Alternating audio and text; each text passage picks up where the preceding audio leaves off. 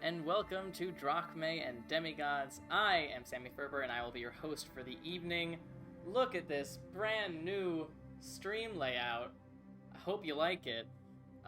It's not very different, but we do now have in our background the picture that you may have seen in our thumbnails.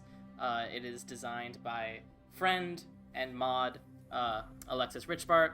So hopefully just a little more color, a little more interesting on screen, because the plain black was getting a bit dull for me. So I hope you like it. Other announcements, in case you missed it, the season finale of Threads of Fate went up on Twitch on Thursday and is now up on YouTube as of yesterday. That was the episode all about Illmaye, where we discussed a lot of things, but mostly Kenai. Also, all of the previous episodes of Threads of Fate and all the previous episodes of The Links of Tartarus are all on our YouTube channel. So if you are missing some episodes or you're a newcomer or whatever, never fear. The VODs are on our Twitch for subscribers, and all of our videos are up on YouTube for everyone. If you are going back and watching, I recommend watching episode 1 on YouTube, because I put subtitles on it for the places where there's no audio. You're welcome.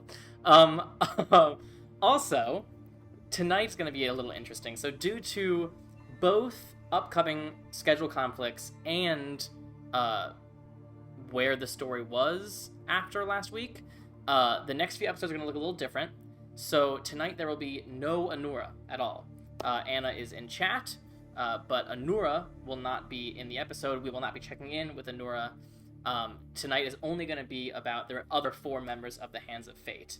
Next episode, next week, is a one-on-one session with me and Anura, where we're going to cover everything that Anura is going through right now. It's just going to be the 2 of us, and then week after that, back with the rest of the party. But yes, Anna's not dead, Anura's not dead. So definitely tune in for that. It's gonna be. I'm super excited for it. I think it's gonna be really interesting. So definitely come watch that. Also, next Thursday, so not this upcoming Thursday, but the next Thursday after that, there will be a live extra episode of Threads of Fate, and this one will just be me talking to you guys live in Twitch chat. And I'm just gonna be answering questions that anyone has about the campaign. Or about anything that's happened so far. Oh my god, thank you for the tier 3 sub. Holy shit. Thanks. Her Copelli. Nailed that. But, so if you guys have any questions about the campaign, or about the world, or about the homebrew, anything like that, definitely put those questions either in chat here, and our mods will pick them up and we'll answer them. We're also going to put a blast out on social media in the next few days. So we'll gather as many questions as we can from you guys, and I'll answer everything that I can answer. Obviously, I'm not going to spoil anything for the actual campaign, but I will do my best to not try to avoid too many questions. So if you have any questions at all, anytime tonight, feel free to just shove them in chat, and we'll get them for the episode. And that is next Thursday. What else we got? I think that might be it. So let's go to our actual cast now. Hello. Oh, it's so pretty. So, previously on Drachmae and Demigods, the Hands of Fate return to Delphi after their trip to Endola's stand, with only 9 days until the festival in their honor. As the city began to prepare, so too did the party. Illmaye took Ryujin and Alexios on the road to the Blood Shore in search of more Bloodglass, and Anura deepened their complicated relationship with the link of Mnemosyne. Mnemosyne showed Anura visions, and even offered to make herself weaker so that Anura could start using her like the weapon that she is. Anura eventually agreed. But, due to the magic of Bloodglass cubes, Anura needed Adagio to unseal the cube and release the Titan. Adagio did not want to do that. So he and Anura argued, before Anura tried and failed to charm him, which led to them physically fighting, and Anura actually knocking Adagio unconscious. When he came to, he grabbed the cube, pulled out the gate stone that was still in his pocket, and teleported away. Thus began the chase Anura tried to find Adagio, while Adagio tried to hide with the link long enough to heal. But Mnemosyne didn't want that to happen. So she made a deal with Adagio. Give her back to Anura, and she'd tell them where another link is. And so they met up back at the house, and Adagio gave the cube back to Anura. In exchange, Mnemosyne told both of them that she could feel one of her brethren calling out for help from somewhere around Voltura, a city on the Isle of Ares to the east. Then, heartbroken that Anura would seemingly choose Mnemosyne over the hands of fate, Adagio kicked Anura out of Sunbrow Manor. So, let's come in, now, to the other three members of the Hands of Fate. So, Illmaye, Ryujin, Alexios. We're gonna back in time a little bit, since that scene happened really late at night, but you guys left around mid-afternoon. So, you guys are on the road to the Bloodshore. I'm going to do a little something that we haven't done yet, but I like to do on long travels. So this is roughly like a 3-4, probably 4-day trip to the Bloodshore. And so I have put together a random table to see what cool things happen on each day of your journey. So can I have one of you please roll a d20? I'll do it. All right, Alexios, hit it. 6. 6. Okay. I will say this isn't technically like an attack or an ability roll or anything, but technically somebody did redeem give someone advantage on a d20 roll, so if you want to roll again, you can. Or you can just take that roll, since it doesn't actually mean anything in-game. I'll take it. Okay. So, you guys begin your commute to the east. You do know, as especially Illmaye is somewhat familiar with this neighborhood, this area, that the road doesn't go directly to the Bloodshore. It sort of dips down a bit south before coming back up. So you have to go a little bit out of your way, but it's not the end of the world. You don't have a full day's travel, obviously, on this first day, but you do begin your commute. You see a lot of people coming towards Delphi. There are a few who are going your direction, but most are coming towards Delphi. Is there anything you guys would like to discuss on this first day of your commute? I mean, nothing comes to mind. I would really want to aggravate Illmaye. Sure. As to why, like, why are we going directly to the Bloodshore? Like, why are we going? I said before with Adagio that we probably should have a little bit of backup Bloodglass if we ever do find another Titan anywhere. I mean, how else are we going to lock them up? And I did some research, and there isn't any Bloodglass in Delphi, and the only place to get it is the Bloodshore. So, need to make a trip. Do I believe her? Make an insight check, and Illmaye, make a deception check. Hey, I'm just excited we're going to a shore, honestly. Miss the ocean. That's real. Inside. It's a 7.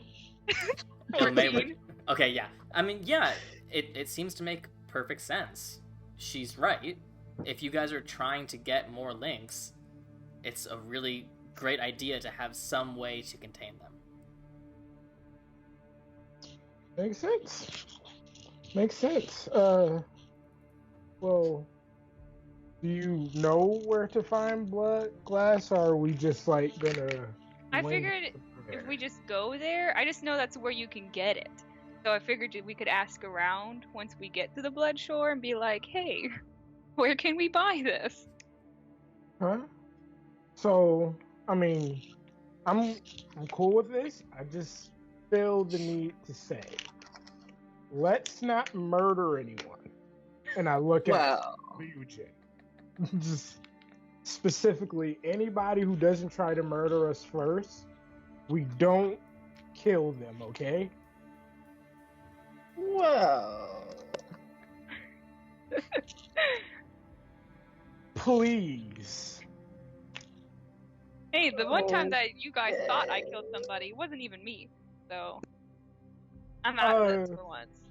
So once upon a time, the hands of fate went for the swamp, and there was a guy who came out of a cottage that we just revived, and you shot him in the neck with an arrow. Guess how many questions you asked? Oh, he has it. So we're gonna keep that energy that was to a while minimum. ago. that was like a week ago. It was That was a while about a week ago. Wasn't that long. So we're gonna restrain our murder senses, and we're going to acquire Bloodglass like normal people. Okay? All right. Water boy? Yes. Thank you. Alright, so you guys travel. It's fairly uneventful. It's interesting, just due to the nature of your journey here, you once again find yourselves in sight of this hillscape that you previously saw when you were heading to Andola's Stand. Although this time, whereas Andola's Stand lies just north of these hills, you're now on the south side of these hills, sort of. You've now sort of seen the perimeter of this entire hillscape. But you continue moving. You do see, you know, it's hard without like snow, but the chilly air, you're seeing the leaves begin to change colors here. It's definitely getting into an autumn feel on this journey.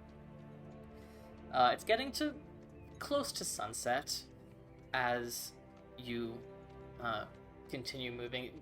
As you get further away from Delphi, there are fewer carts and travelers that you see on this road, though there are still a few that come in and out. But you're going along this road, and people do sort of look at you a bit strangely that you don't have any horses, you don't have a cart or anything like that, but no one pays you much mind. Let me see something here. Illmaye, you guys are walking, and you feel something strange. It's almost imperceptible, but it almost feels like a small earthquake or something. And then it passes. It's totally fine. Okay. Hey, guys. I don't know. Something felt off for a second there. So, just be on the lookout. I don't know what it was. It felt like a little earthquake. Like a demigod power? Are you getting stronger? What do you mean a little earthquake? Earthquakes are not little. I don't know. It just felt like a tremor in the ground. Ah. So, Doesn't your dad do earthquakes, Ryujin? They do call my old man the Earth Shaker. Just saying. Cousins, siblings, it's all the same.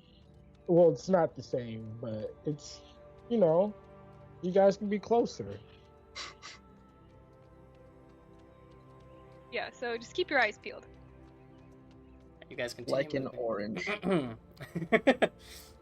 And continue moving, and now you're all sort of like hyper aware of like your feet, and you feel another tremor. Now all of you, because you're now attuned to it, you feel another tremor, and then nothing. Okay. See, now you guys felt that one, right? Yeah. Yeah. Yeah, I don't think that was, Any idea? Do we Can see I anything? look around, see anything out of the ordinary? Make a perception check. Can I? Or Yeah, advantage? I'll say you can help Illmaye. So Illmaye, go ahead and take advantage. Okay, good, because that roll wasn't very good. It's much better. 21. 21. Looking around, I mean, there's some fair tree cover here, so you don't have a clear view. Like, it's not like a completely empty plain. But that being said, with your trained eye, looking around, you don't see anything that seems like it could be the source of this, but that's partially like even more unsettling. Okay. Well. Yeah, I suppose. Can I is there, like, snap Kai into existence? Sure. Okay. Hello. Hello. Could you watch the perimeter for us? We're feeling some tremors in the ground. It would be useful to have a bird's eye view. Got it. Shoots up into the air. Okay, you guys keep moving. Keeping focused on your feet. Another one. This one's stronger. And for a moment, with you guys all so hyper aware, you can swear you see the earth itself like bulge and sink again, as if something is underneath the soil. And you just hear, and you see one of these trees fall into the middle of the road, and then stillness. Okay. Um. Can I go? Everybody roll initiative, please. Oh, son of a bitch. Alright. Clear, teal, or blue? Heal. Okay. Not bad. Okay. I got 13 plus 2, 15 total. 15 for Ryujin. 18. 18. And I got a 13. Alright. That's great. Yeah. Plus Okay. my initiative. Rolled a 4. Okay, so you see some sort of enormous creature burst out of the ground in front of you. And Ryujin, for a split second, just because of what you grew up with, you go, oh shit, we're getting attacked by a shark. But upon close inspection, it's not a shark, but it does look like an enormous, armored, toothy creature that looks like it's smooth on its metallic hide. Almost like shaped like some sort of fish, but with heavy claws and an enormous gaping maw. That's a land shark. That is what they are nicknamed. And it emerges right here. And the first thing it will do...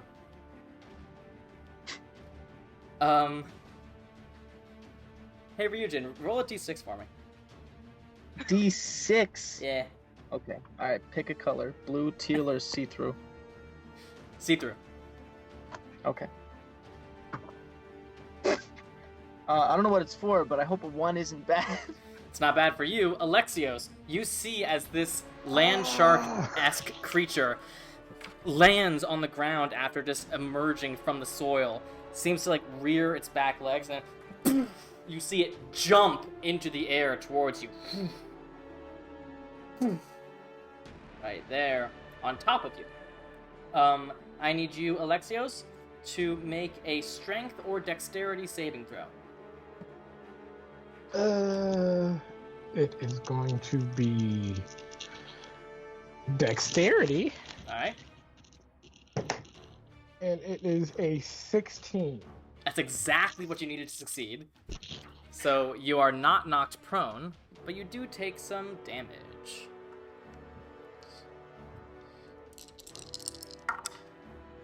Okay. You take...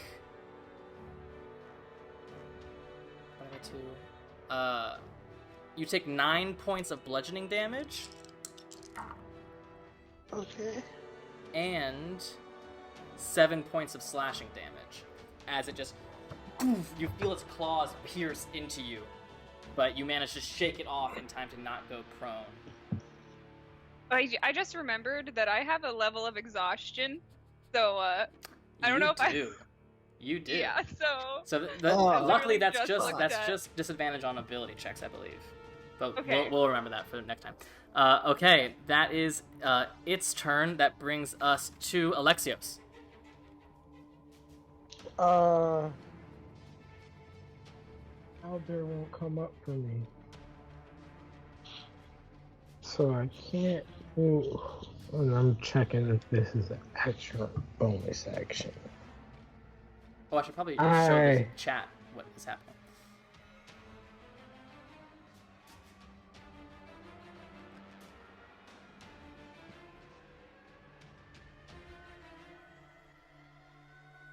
Okay. So I am not prone, correct? You are not prone. You are normal. I am going to turn towards Forge and tap him with my chakram and cast Enlarge. Okay. So that makes him large, right? Yes. Yeah. There he is. There's your large boy. And I can't take a step back. I'm going to have him attack the land shark. All right, go ahead and move him into melee with him, and go ahead and make your attack. I can't. Oh, you can't move him? I can't see. Owlbear isn't showing up. Oh, god damn it. All right. I have moved him for you. Go ahead and make your attack. And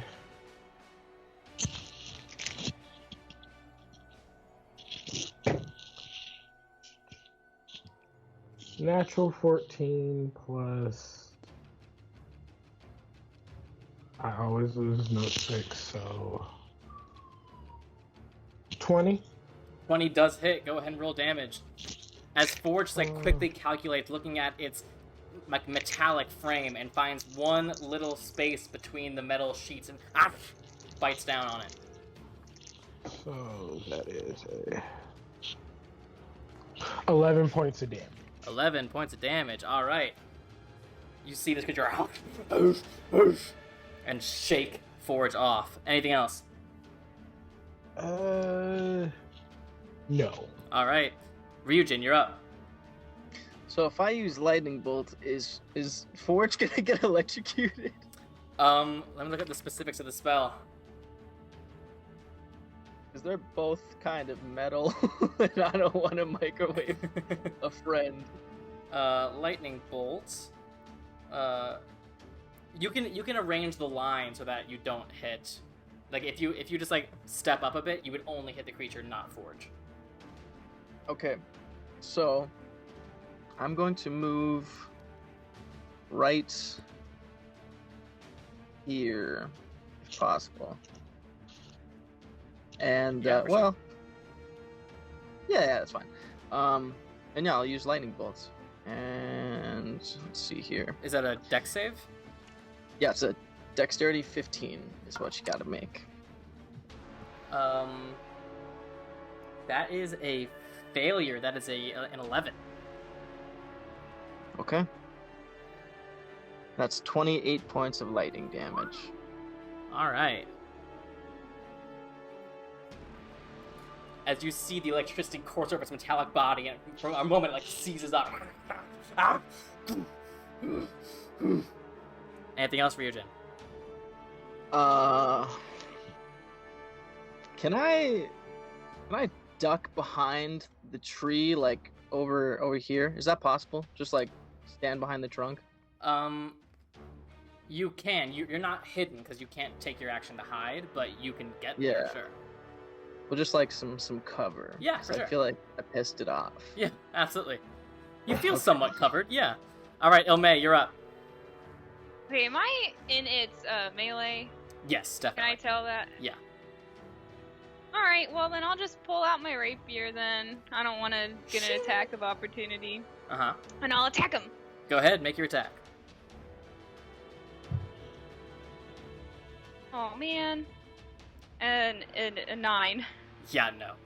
You just see doing boing. It's almost like a tuning fork, the way it resonates the metal to metal, and just looks at you. Nothing. Anything Okay. else? Oh, I forgot I have disengage. Oh my gosh, I'm just gonna disengage. Rogues, man. Could have flanked. Nope, I'm going to disengage and go over here. All right. So you just quickly and run away. Not a problem. Yep. All right. That brings us to its turn, and it will and burrows into the ground. Ah, shit.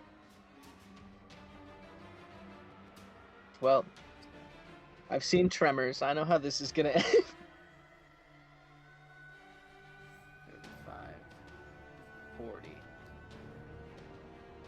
40.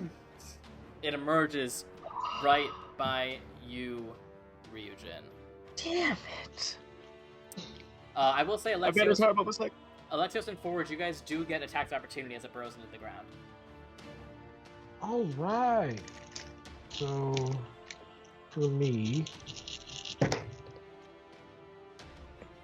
that is a...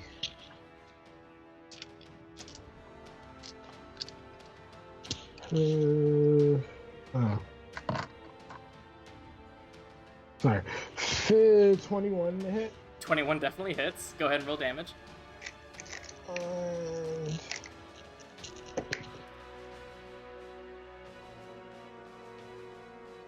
8 points of damage. All right. And for Forge? That is a...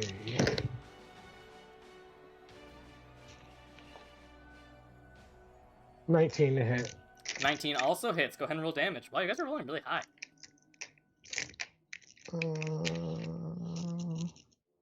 I got like a +8 on attacks.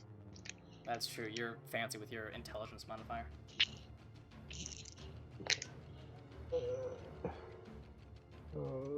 10 points of damage. All right. It's definitely looking pissed, but it does continue to burrow under the ground. You see the ground like pulse under itself. And Ryujin, there's a split second where you go, uh-oh. You feel the earth erupt behind you as its giant jaw clamps down on you. That is a 22 to hit. that hits. Okay.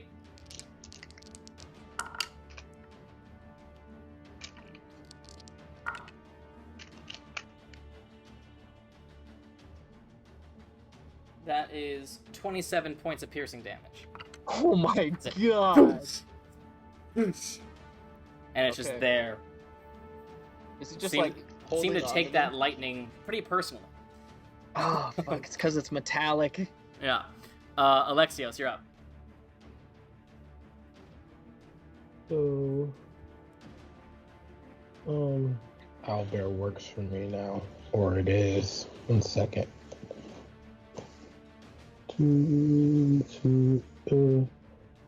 I would like to move up to like here. Am I within 20 feet?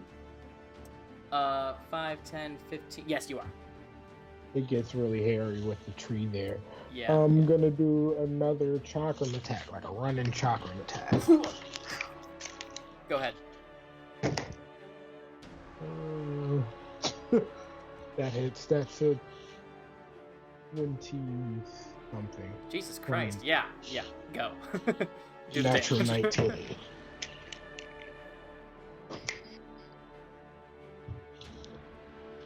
Eight points of damage. All right.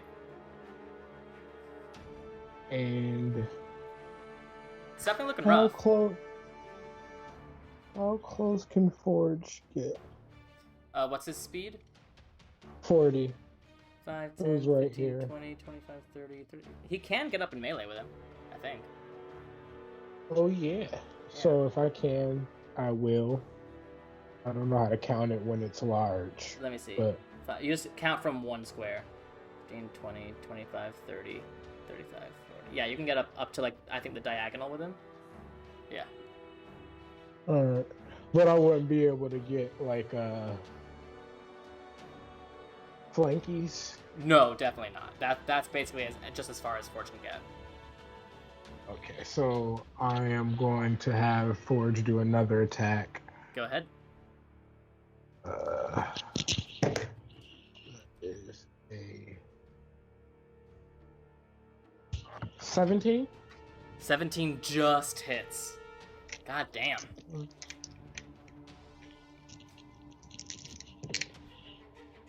Mm, 6 points of damage. Okay. Chipping away. It's definitely...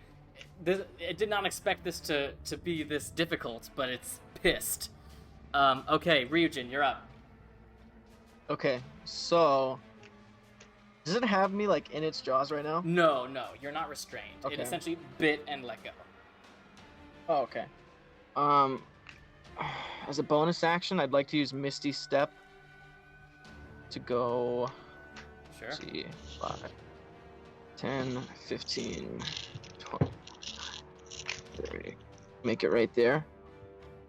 Not a problem. And then I would like to Eldritch Blast.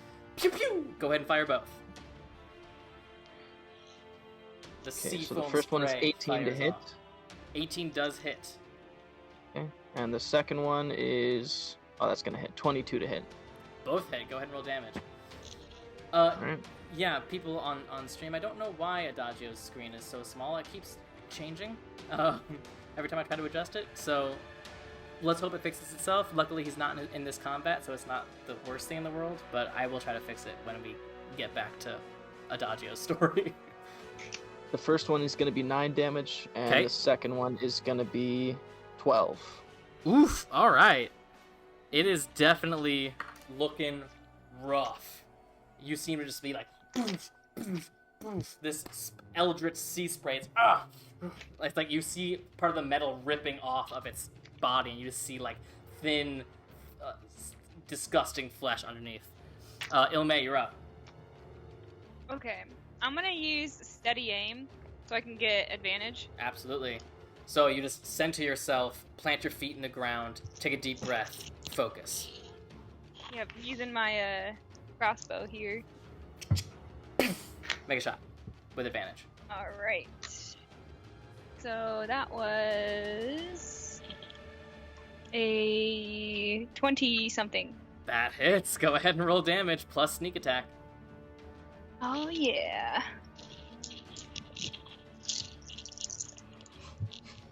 Let's see. 12 plus 4, 16. 16 points of damage. Illmaye, take your moment. Oh! Hell yeah. Yay! Okay, I want to shoot him with my crossbow bolt straight into the eye. Have it come out the other side. All right, so you plant your feet, get your crossbow ready, take a deep breath. You watch as the bullet turns and looks at you, and you realize now this is a bullet. These hills are named the Bullet Hills for a reason. And you see it looks at you, it can sense your attack, and you see it get ready to pounce. It jumps in the air, you fire as it does, you feel like a and you see the bullet just hit, crash into the ground, twigs, leaves go flying, and you see the arrow directly through its eye, right into its brain. Still.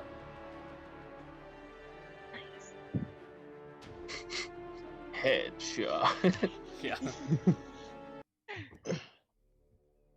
There's silence. There's tension.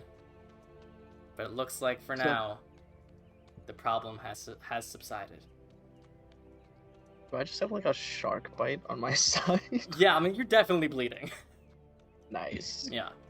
I'd like to take a moment to like bandage myself and clean myself up a little bit. Yeah, you can take some time. I mean, if you really wanted to heal, you'll have to take a short rest, but Yeah.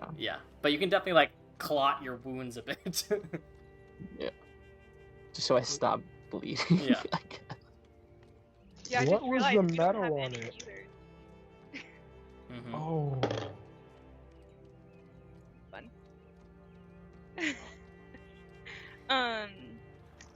Hey, Alexios, can you use that metal? Right, it's metal, right? Yeah. Or metallic-y? What was that metal one? Go ahead and make a I guess it would be a nature check. Nature. Never seen a shark like this one, let me tell you. Most of them breathe water. I don't know what this guy's doing. That is a 16. 16. So yeah, you've heard of bullets before. They're not the most uncommon thing in the world, but they are like brutal predators. And they are sometimes called land sharks. You know about their hide. It is a natural hide that they grow that just resembles metal very well. It is a fairly good material. It's not anything magical or anything like that, but you can certainly make some good armor from it. Like, cool. I think I can take some of this. Like, it's not actual metal, guys, but I think it's something like Anora could wear. It's natural.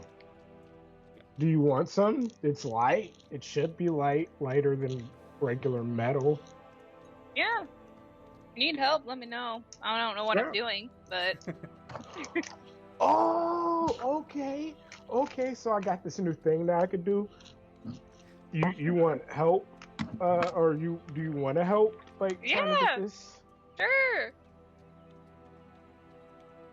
Seems excited. Leather workers tools. So I just walk over to Illmaye and I like boop her on the forehead. Ryujin, you see, and you're the only one who sees, as Alexios touches Illmaye, the holy symbol on his shoulder momentarily flashes before going back to its dormant state.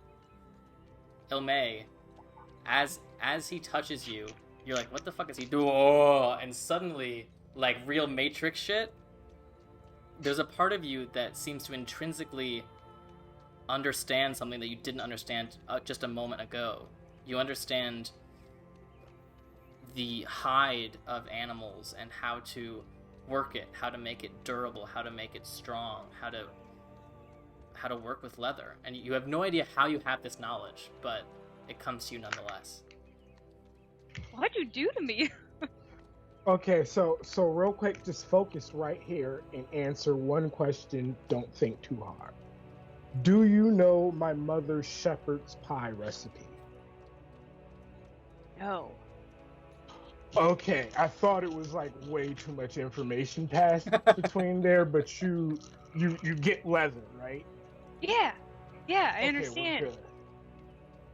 we're good. What is going on? Yeah, what'd you do? How do I know this?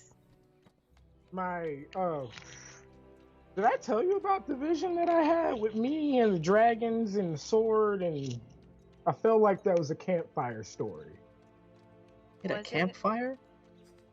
I mean, rooftop fire. You know what I meant.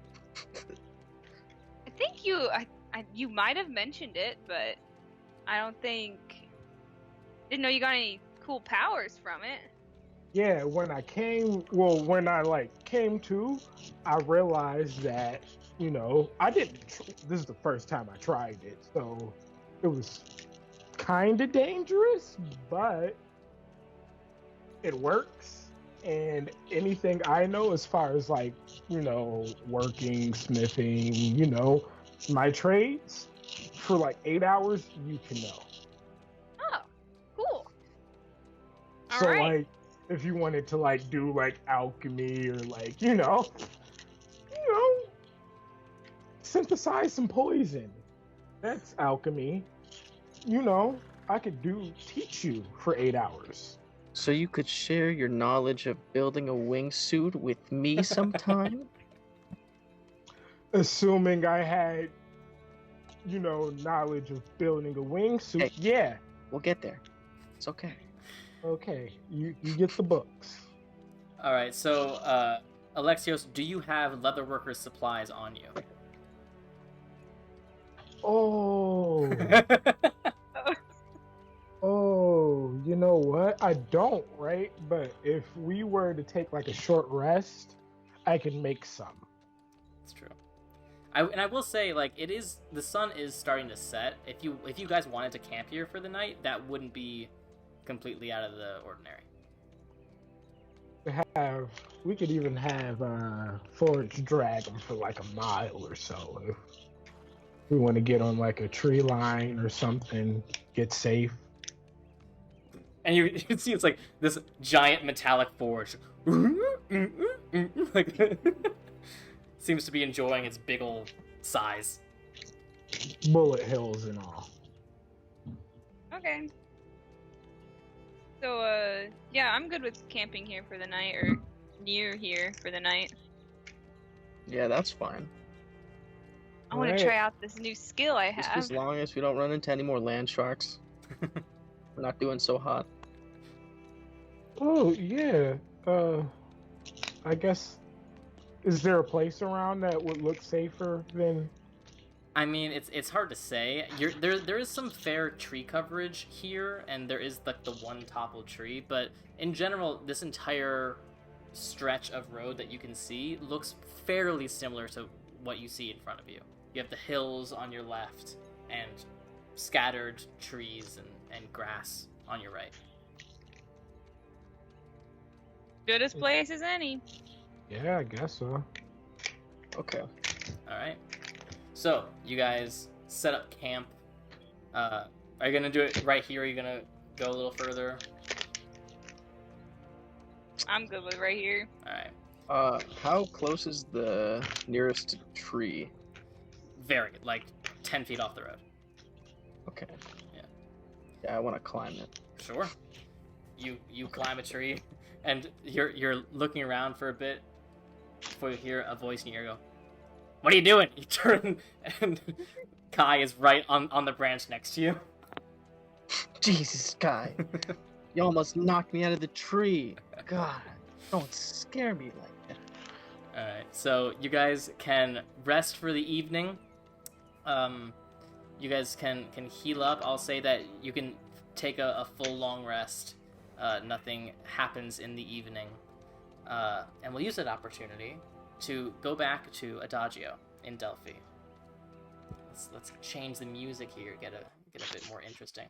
So, Adagio, it is still the middle of the night. You have just finished your fight with Anura, and now you stand in the room that you once shared together, alone. You hear footsteps coming up the stairs, and there's a knock on the door. You alright in there? Sounds like, Amber. Yeah, why wouldn't I be? I heard shouting. Oh, you know, roommates fight sometimes. Actually, wait, how much health do I have? Yeah, no, I'm great. Did you see Honora go anywhere? Yeah, out the front door. All right. Is Keth downstairs with you? I can wake him. It's quite late. Oh yeah, it is. God. No. But I'd like to see you all in the morning. Of course. All right. Well, you enjoy the rest of the evening. Night. Sorry, but there's free. And it is not a problem. You can very easily let her go, take a moment to yourself. Anything you want to do before you go to bed tonight? Ooh, I'm gonna go to the rooftop. Sure, not a problem. You go and you see the beautiful star-filled sky. It's a clear night. That made me sad. It does make you think of Honora. And you look at the 4 busts on the ceiling of the former defenders of Delphi, and the place to kneel and pray to Apollo, should you want to. What would you like to do? One of these are Phaeton, right? That's correct. Or actually, no. Phaeton's the only one that's not there, as it was his house. Hey, why Phaeton? Come on, you can give me something? Fine, I'll talk to my dad, I guess. You know, there are worse things to do, but... Yeah, I'll go to the Apollo altar. All right. Actually, no, I'm gonna look at at Phaeton's friends. Sure. You see the famous faces, though younger than most of the busts that exist of them.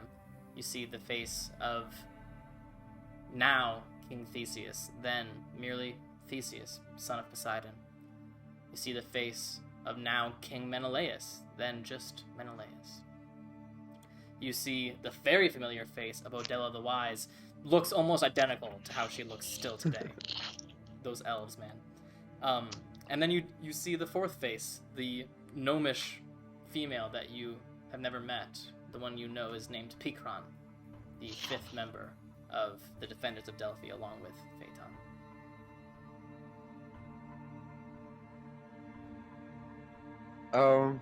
I think I'm gonna talk to my dad without being at the altar. Like I'll be like circling around the like heads, just like you just sort of pace up dad, this up and down this this walkway. What do you want to say? I think I'm just gonna be like formulating in my head, like trying to gather my thoughts, because I'm like, how long have we been in Delphi since like we returned from Indola's? This is the end of day 1.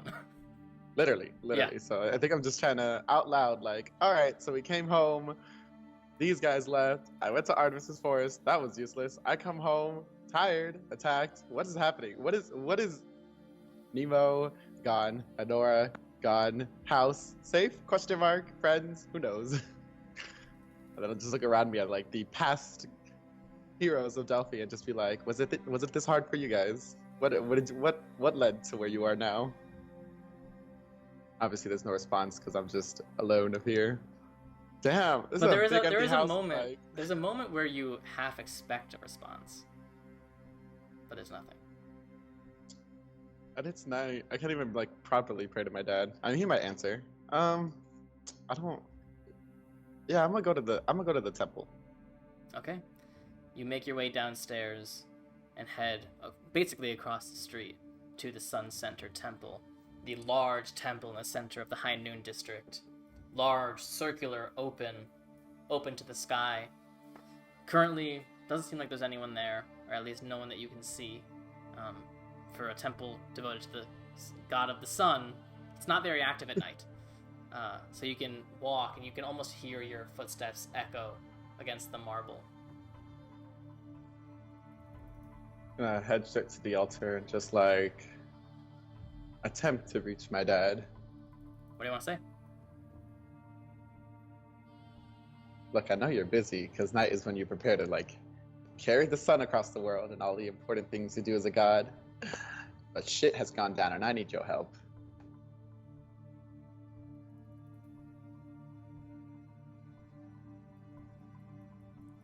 Roll D100. Oi. What is... Am I supposed to be aiming lower for this one? Is that how that works? You are, yeah. You're supposed to aim low. Oh, okay. As much as you can aim a dice roll. Oh, okay. Well, it's a 10. No, wait. If it's a 10 and a 0, is that 100 or is that... A 10 and a 0 is 10. Oh, okay. Okay, then it's 10. Okay. I was like, wait, did I just roll like the worst thing possible? That'd be sad. So.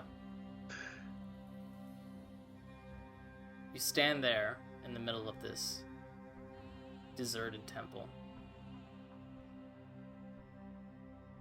And you wait for some sort of response.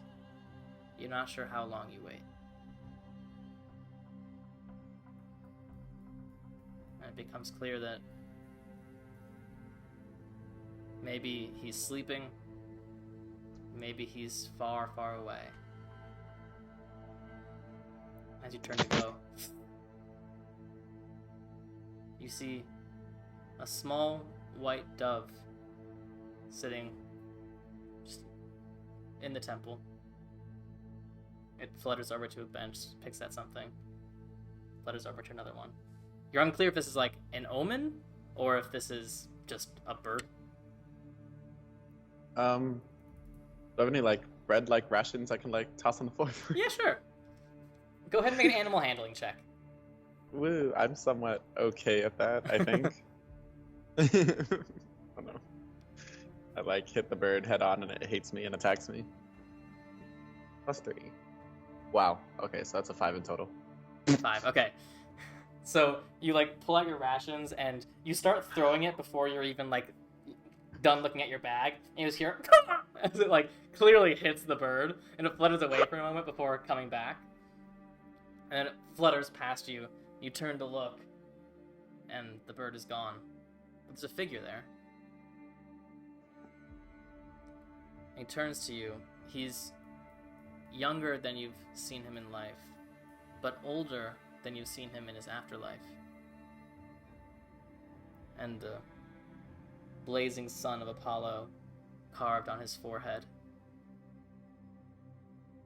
Robes of a high priest. His golden hair is about shoulder length now, and there's streaks of silver in it.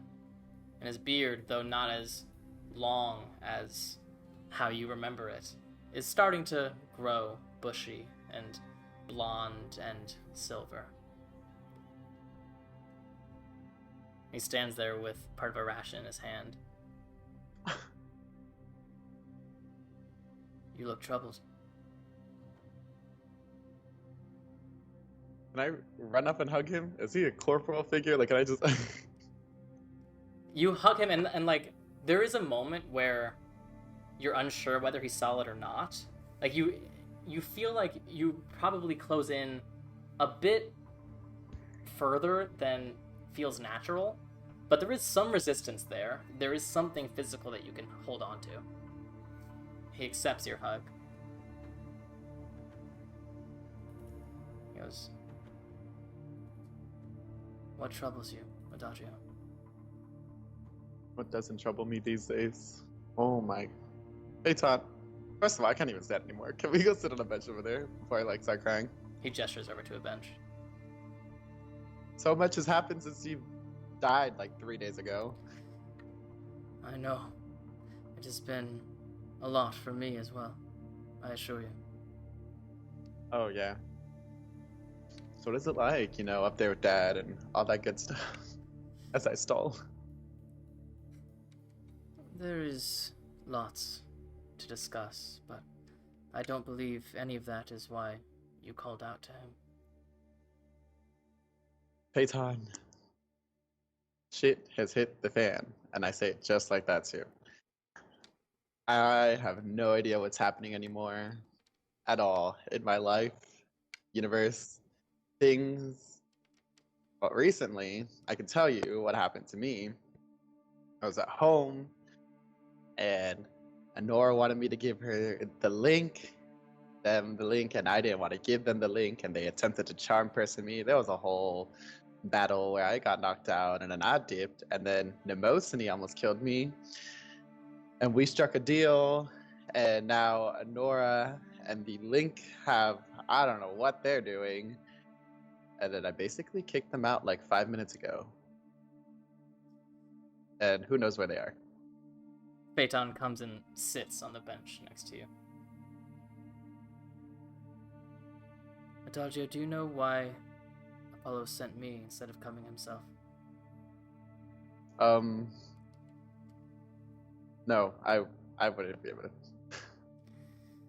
Well, several reasons, but the first is that there are some things mortals like us are better at experiencing than gods. I assume you know the story of my childhood, the legend of my childhood, before I came to Delphi. Yes, I have heard it. Well, it bears repeating. Sometimes the story of one's life is not quite the same as experiencing it. You see, you are lucky. Your mark, your divine brand, is in a spot that, if you chose to, could be hidden. He traces his on his forehead. I was not so lucky as a child. Everyone who saw me immediately knew who I was, immediately expected great things from me. Back before I had any drive to do great things, I just wanted to be a kid. But children can be cruel, and they were certainly cruel to me. From an early age, they teased me, made fun of me, wanted me to prove my greatness. I had no greatness to prove, but they expected it nonetheless. And eventually, after hearing that for days and weeks and months and years, I started to internalize it. I started to wonder, why do I not have greatness to prove? I am a son of Apollo, one of the great gods of Olympus. And so, I traveled to Sunrise. And I asked our father to allow me to drive his carriage across the sky, his radiant chariot. You know how the story goes. But afterward, yes, Apollo punished me, but his was not what stuck with me. For what stuck with me was the shame I gave myself, the hatred in which I saw myself, how foolish I was. You understand, the story as they tell it is one of hubris. It was not in the moment, not to me. To me, it was a story of anger. Anger at Apollo, anger at the kids, but mostly anger at myself. And afterward, I had no direction in life, much like you feel now. Nothing but negative thoughts and hatred. So I understand where you are, boy. I was there too. But do you know how I came out of that mindset?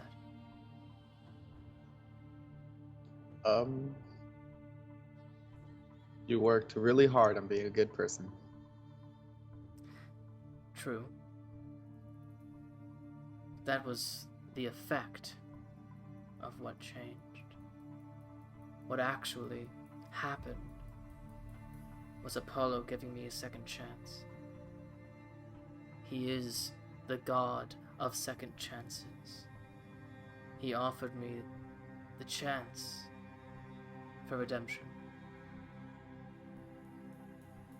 And he pulls out the hilt, the grander, more augmented hilt, but a very similar build to the one that you have currently.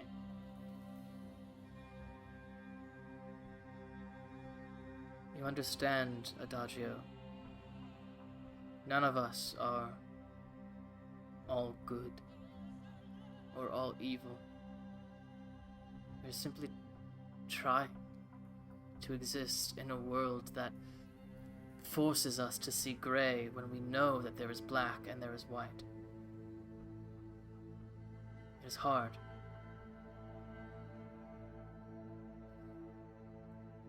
But I followed Adagio, or I followed Apollo. I followed our god.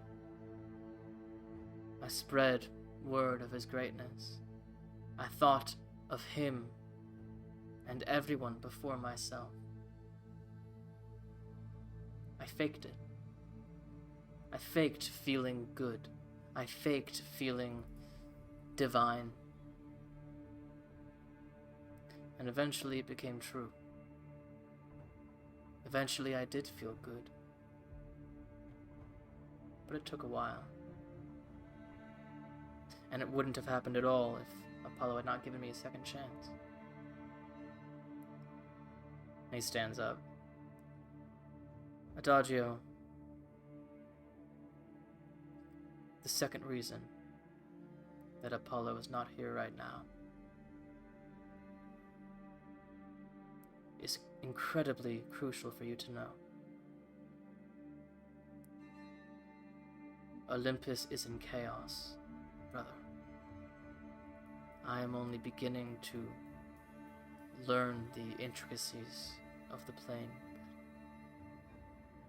These titans, the lynx, no one up there knows what is going on. No one up there knows how they were released. For what ends? Everyone suspects each other. There is tension amongst the gods. No one can reach Hades. Not even magically. I tell you, brother, it is dire. And here you are, you and your friends, on a journey that is far beyond your capabilities, and yet here you are nonetheless. You are doing great things, all of you. But I fear that even with the best intentions, just the 5 of you cannot gather all those links. Not when there are dark forces gathering. Not when we don't know the true scope of what this is. You will need allies in this fight. Some you may not agree with. Some you may not like. Some you may not trust. But we all need allies. And if you want to succeed in this, if you want your chance at redemption, you will not fail.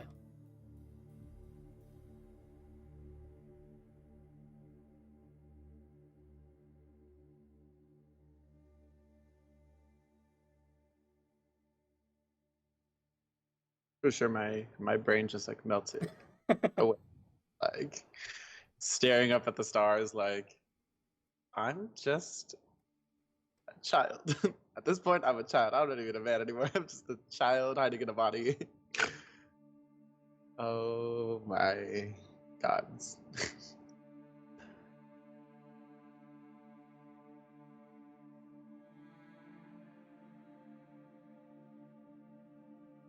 Yeah, I'm literally speechless. Oh my god. My upstairs isn't working anymore. Okay. Okay, well, I trust what you're saying, Phaeton, and your judgment and your advice. I've already had my own shaking of faith in my decisions of recent pasts. I barely gave Honora a first chance, so it only seems right I'll give them the second chance, and I'll attempt to reach out. I definitely don't like the whole Link situation, but I also have no reason to not trust them. You will do what you feel is best. I am here to provide a different form of guidance. But I will tell you this, Adagio. The gods are paying attention to what you do and to what your friends do. There are others far away who are trying to do things like you. But my bet is on you. It always has been.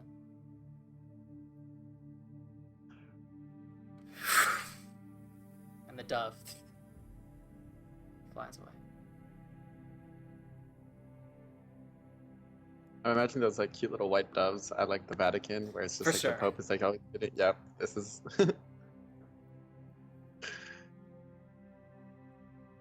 Did Carl have his trial yet? No, Carl Still did not sitting in jail? have a trial. It's coming up. Most of that stuff is scheduled for after the festival. What? That's so sad. Can I go visit him? Sure. It is like, right now, it's like the middle of the night. It'd be like that. I can still try. Yeah, you could try. Please, you guys. Existential crisis. Come on. So you make your way over to the defense center. There are 2 guards out front, as there always are. They put out their hand to you. It's quite late. It really is, and I'm very sorry. I just need to speak to Sunman Carl real quick. If you'll allow me like 5 minutes. Make a persuasion check. Oi. Yay, one of my plus zeros.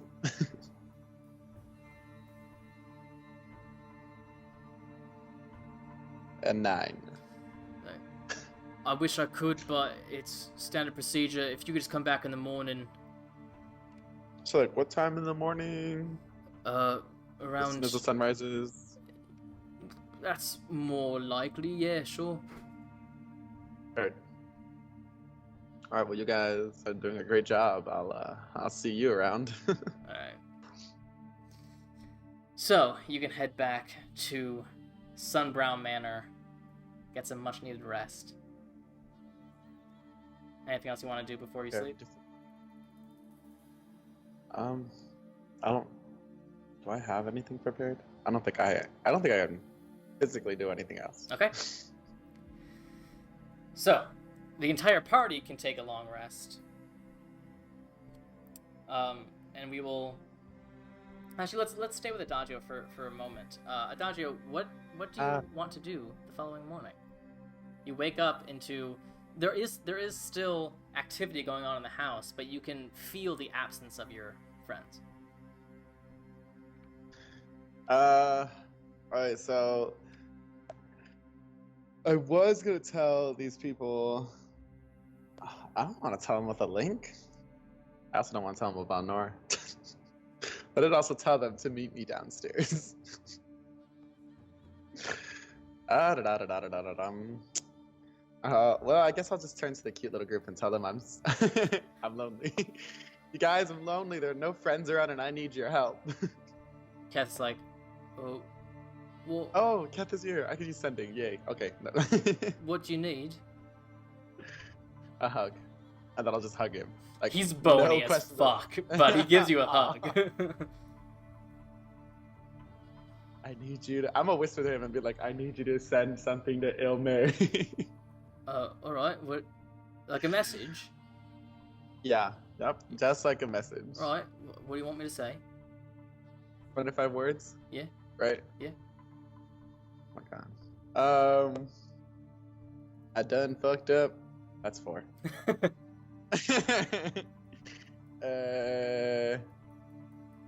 Fought Nora over the cube. They won, obviously. Kicked them out the house. I decay where they at. How y'all doing? So, in basically the same amount of words, Illmaye, as you guys wake up from your roadside campsite, you hear Ket's voice in your head communicate basically that message.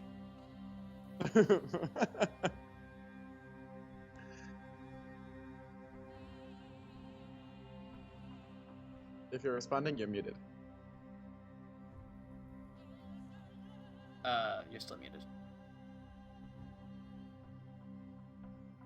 Okay, sorry. There you go. Sorry, I forgot I was muted. Okay, I'll just say back, understood, be back as soon as we can. And that's it. Alright. And then I'm not going to tell Ryujin and Alexios. Okay. Because Illmaye really wants to go to the Blood Shore. And you chose the wrong person. This is why I choose him. I love Illmaye. Illmaye's like my second favorite character. I love it. Alright. Get the job done. How dare you. I'm gonna have Cass send a second message. This one's supposed to be to Nora, but I have no idea what I'm gonna say. Alright. What are you gonna say?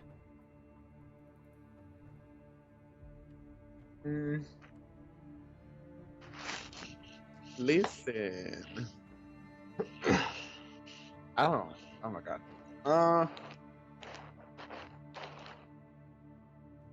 It's gonna be a hard thought, Bubble. Just like, I'm gonna like status report. House is okay to come back. Just want to talk and get your side of the story. All about second chances. All right. Ket sends I a love message. you. He waits for a moment. He's like, right. They say, be back by the festival. Just need time and space. But I think I forgive you. That's it. Well, you're exhausted now, I assume. So let's not do any more of that. Right. And then I learned that the best way to help yourself is to help others. So I'm just gonna spend the rest of my time in Delphi until the festival, helping Odella with whatever Odella's doing. Alright, you got it. So, back to the party on the road. You guys clean up the campsite, begin making your way, continuing down the road. Can somebody Didn't else... we strip down the bullet? Oh yeah, you guys can also do that. So, because you don't have... Oh, and I assume you're making leatherworkers tools? Yeah. Okay. Because two of you have proficiency, but there's only one set, I'll say that Illmaye is able to sort of like help direct you, but you can go ahead, Alexios, and make a roll with, so it would be a dexterity check with proficiency and advantage. Okay. Mm.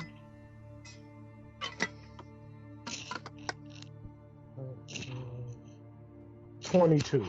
22. Okay. You do absolutely. You are able to. You're able to figure out a bit of like how this creature works, how it operates, and it feels almost like cutting fat off of a chunk of meat. It's almost like butchery. And so you are able to get these sort of slabs of metallic, rough hide. I'll say you can get like 20 pounds of bullet hide. Is this soft underneath the hide? It is. It's like, almost feels like a turtle shell on the outside. Like it is tough on the outside. On the inside, it's a bit more fleshy. Have I heard of anybody ever eating a bullet or a bullet? Oh no, what happened? Oh, here we go. I would say go ahead and make a history check. See if you have.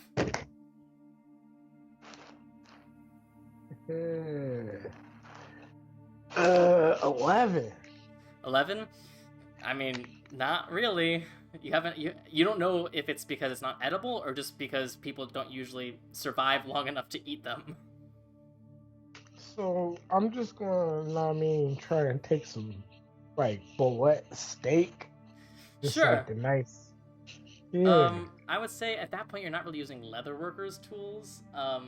I can't like take a little bit off the top, like. I mean, sure. I mean, I guess as you're pulling the hide off, you have to rip off some meat anyway. So you have no knowledge of if this is a good cut of meat or not, but you do have like a chunk of meat. Can I try and do this while like, nobody's looking? Make a sleight of hand Just a check little. with disadvantage because Illmay's been helping you throughout this entire process. Just after the fact. Never mind. That was a 6. So Illmaye, you see him cut off this chunk of meat and then like start looking super suspicious and then see you right over his shoulder and just like puts it back. I was really curious. Does this not look good to you? I mean, I've never had it before. Right? I don't know of anybody that has eaten it. I mean, it's kind of like with like horses. You don't. It might look good, but you don't want to eat a horse. I mean, shark's not bad if it's anything close to that. I mean, it's a land shark basically, so it might taste the same. Up to it's you. like that ranger Land Shark Dundee. He eats this stuff all the time. I have no idea who that is. Oh, he's really active around the Isle. Or no, he's that one place. Yeah, Steve Irwin, the bullet hunter. Yeah, of course.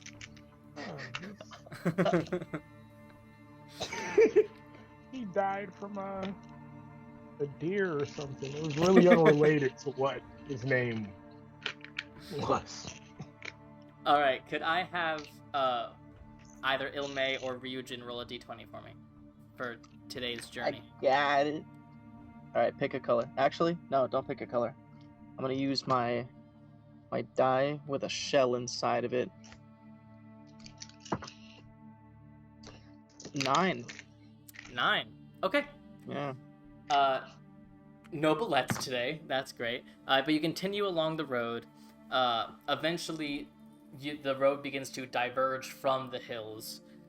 And Illmaye, you would know that it diverges from the hills before coming back up towards the hills.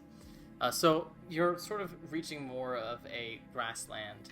But as you guys continue to travel, it does seem like there are some clouds in the sky, like it could potentially start to storm, but the rain never comes. But there are some significant heavy winds that begin to blow onto you guys, affect more so just like drying out your skin than anything else, drying out your lips.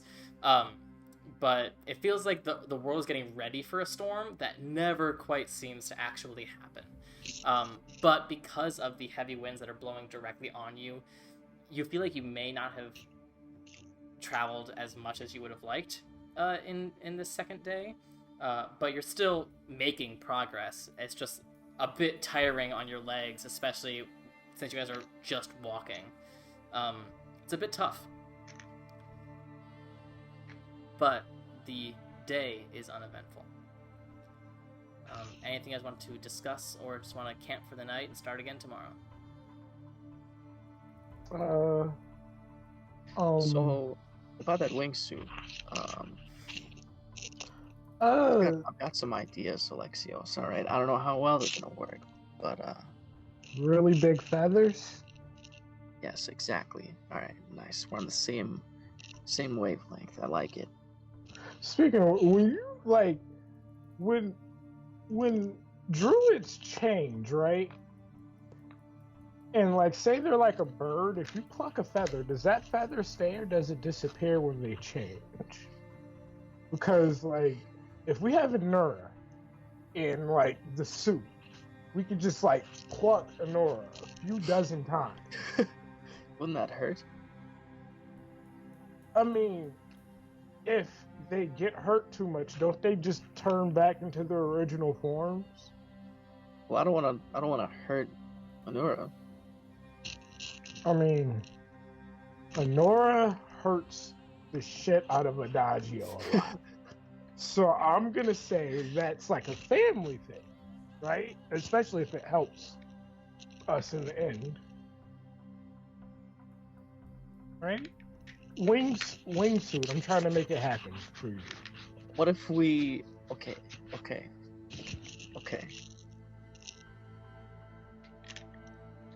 I like where your head's at, but I don't like plucking the feathers off of a friend.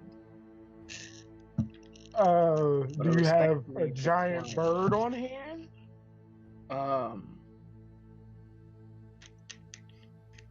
Not yet. Keep on dreaming. You know. What if we make it out of something else? Is there any way we can make feathers from scratch? Is that possible? I'll look into it. Hold Whoops. That's fine. Illmaye, I have a question. Yes. You've been referred to as an assassin before. The Oracle did that. Mm-hmm. How many people per se can you say that you've assassinated professionally. Do you talk about that? Well, when I worked for the Thieves Guild, I wasn't training as an assassin until the very end, so I never got all the way through the training for an assassin. I was more of the pickpocket kind of where I would steal things rather than straight up kill, stab, kill. So I was training in that. In the whole behind the scenes killing thing. Not super rehearsed. I was in the process of before I left. Mm-hmm. Would you say that's why you announced that you were gonna kill Kenai before you did that? Well, I just wanted him to know. But I wanted him to know that announce? I was coming for him. Don't know when that'll be. Maybe it'll be as soon as possible. Maybe it'll be in 5 years. Keep him thinking. But it's like hiding in plain sight. Yeah. Like, if you announce you're there, they'll look. No, because he'd be looking directly at you the whole time. Like. Well, I will say that I tend to not think before I do things. And I was really mad. And I had to do something. So that's what happened. Looking back, You're really good at probably killing not people. the best choice. But it's happened, so I can't really take it back. Oh, no, I won't sweat the technique. I'm just saying, in general, you know. But if you needed any help with Kenai, please don't do it alone. You know, we're family and stuff. Okay, I haven't figured out everything yet of what I want to do. Oh, no, you told me you were going to kill him. I assumed that you didn't figure out anything yet. Yeah, no. I don't have a plan yet. I'm working on plans, but nothing finite. All right. I'm just checking in with you, crafting buddies, you know. Hold a fist out. Yeah, well, I do have a poisoner's kit, too. So, I can make my own poisons, too. Oh. I just like to be helpful, you know. If anything you wanted to talk about, you know, I'm not just here for poison. You need like a friendly word of advice, you know. Big brother Alexios in here. Just letting you know. Okay. No, I'm not really good at talking to people. This is like a test drive type deal. Yeah, well, I mean, to be honest, don't really know all that much about what your life has been. I think you've mentioned that you were a merchant at some point. Oh, I don't know. I've sold stuff.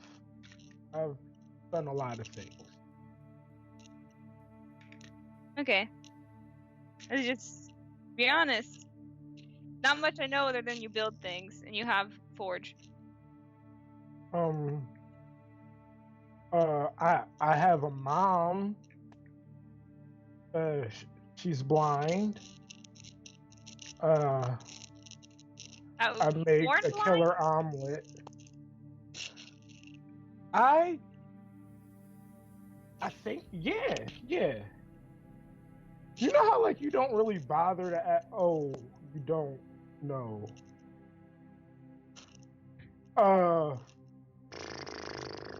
So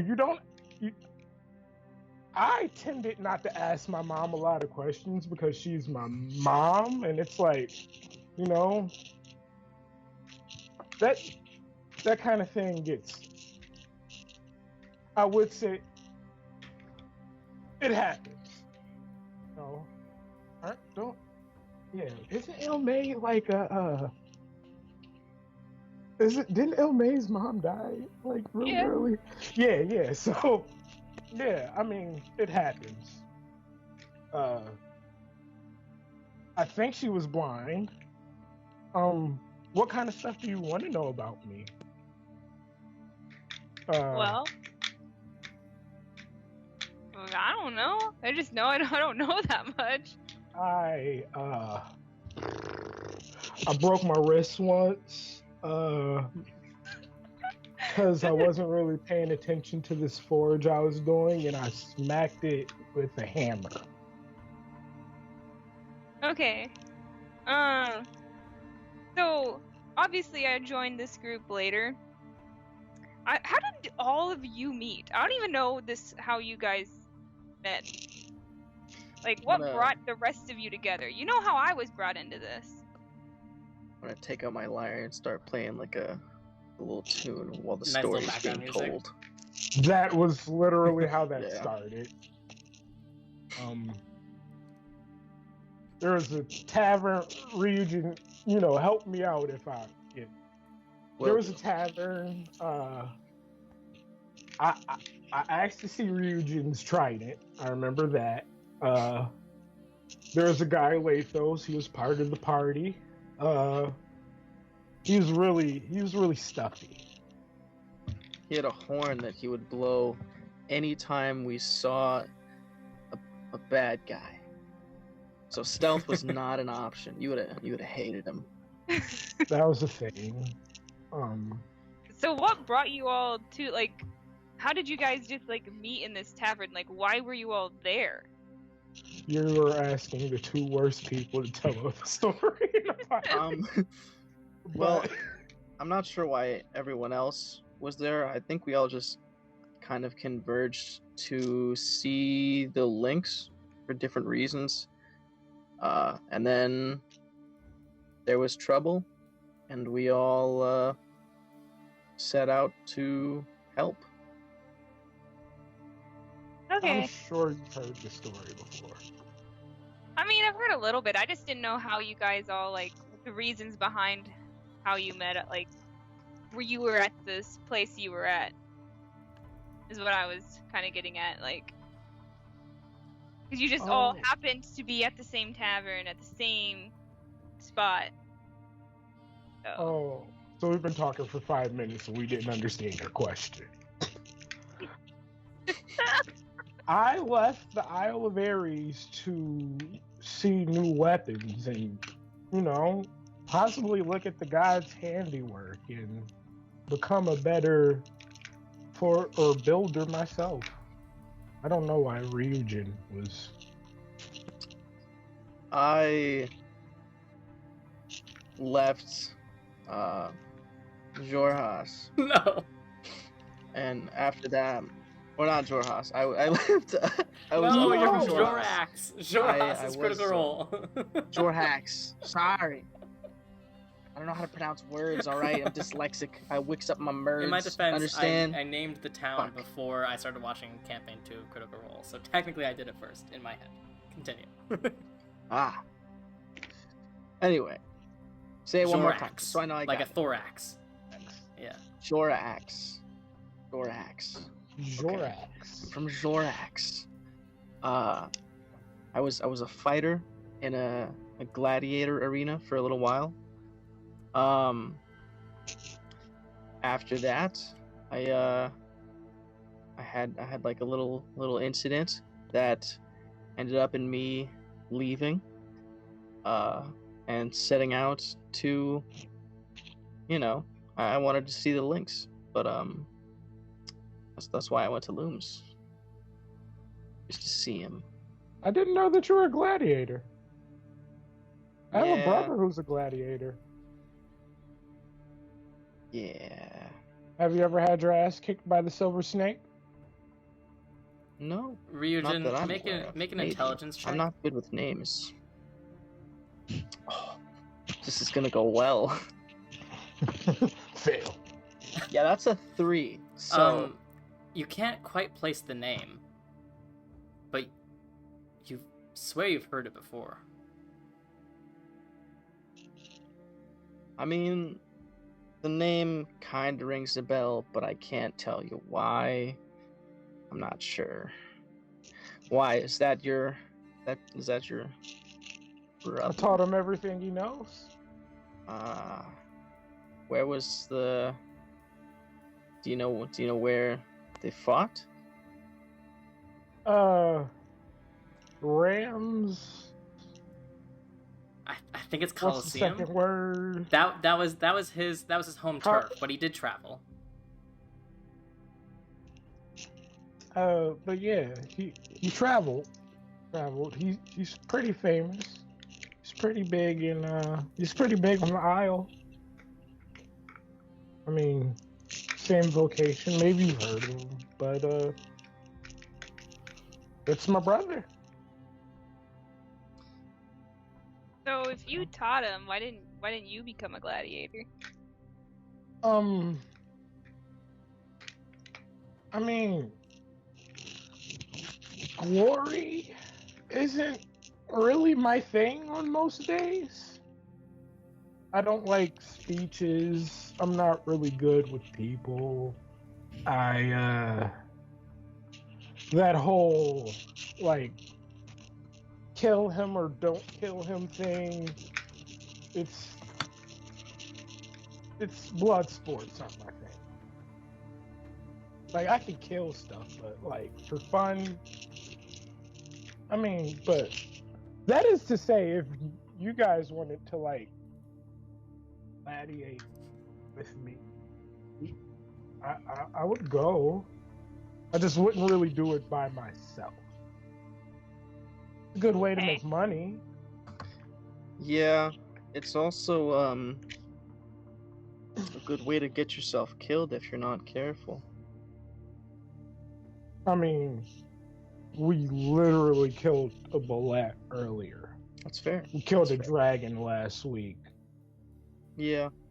We killed like this weird lobster thing in the trial. Like 5 guys in armor. I wouldn't assume that to be a huge deal anymore. Right? Yeah. Are regular people still scary to you? I haven't been to that place in a long time. I mean, I'm sure if I was to go back home, people would probably recognize me, but I don't know. It's just not. I'm not sure how to respond. I'll be honest. I'm not really for it, but I'm just saying, like, projects and I tap Forge on the head. I'm like, this costs a lot of money, and if we ever needed to actively think of things that we needed, that might be a way of getting the money. I mean, I wouldn't be opposed to it. There's just one place I don't want to fight in. I'm just saying, it beats the shit out of killing villagers. Yeah. At least they're asking for it.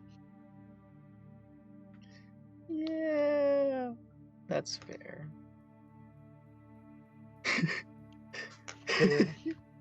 I'm like, incinerating somebody who's doing the job.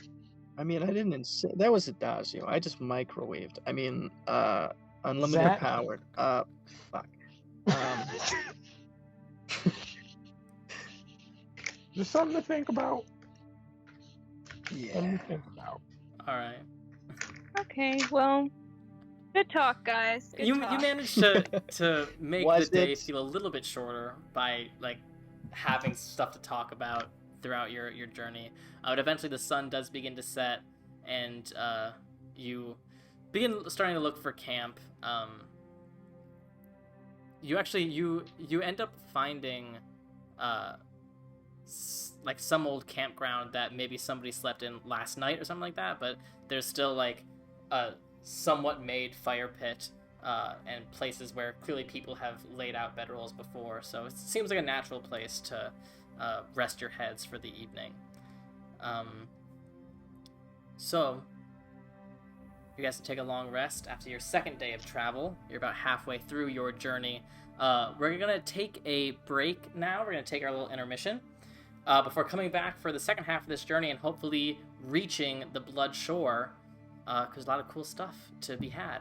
And a lot of interesting roles that can happen over these next 2 days, with interesting things happening on the road. Thank you guys for joining us. We will be back in about 15-ish minutes, so go ahead and go to the bathroom, do anything you need to do. Thank you guys so much for being with us and having such a good time tonight. We're gonna go to the be right back screen, and I will remind you guys, especially people who came in a bit late, that if you have any questions for me to answer in our next Threads of Fate episode, feel free to put those in chat whenever you want to.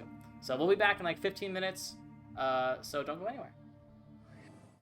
And welcome back, everybody. Welcome back to the Links of Tartarus. Thank you guys for joining us, and thank you earlier to all the subs and the bits. That's awesome. Thank you guys so much. Great. So we are back with the group heading to the Blood Shore. You're probably about halfway through your journey. You awake on day 3, which leaves Illmaye. Are you the one that has to make the D20 roll today? Yep. Knock yourself out. All right, let's choose this one. 9. 9. Roll again, because it was the same one as yesterday. Yeah, I thought it was. Yeah. 8. 8, okay. So, you begin your day. The storm that it seemed like the world wanted to happen yesterday finally seems to crash today. So as you guys continue along your journey, suddenly you hear and the pounding rain hits. It's pretty fucking strong. It's a pretty bad storm. You guys are sort of used to, at this point, the level of flat plains that you have to your right, and the sort of visibility that grants you, and that is very much not the case today.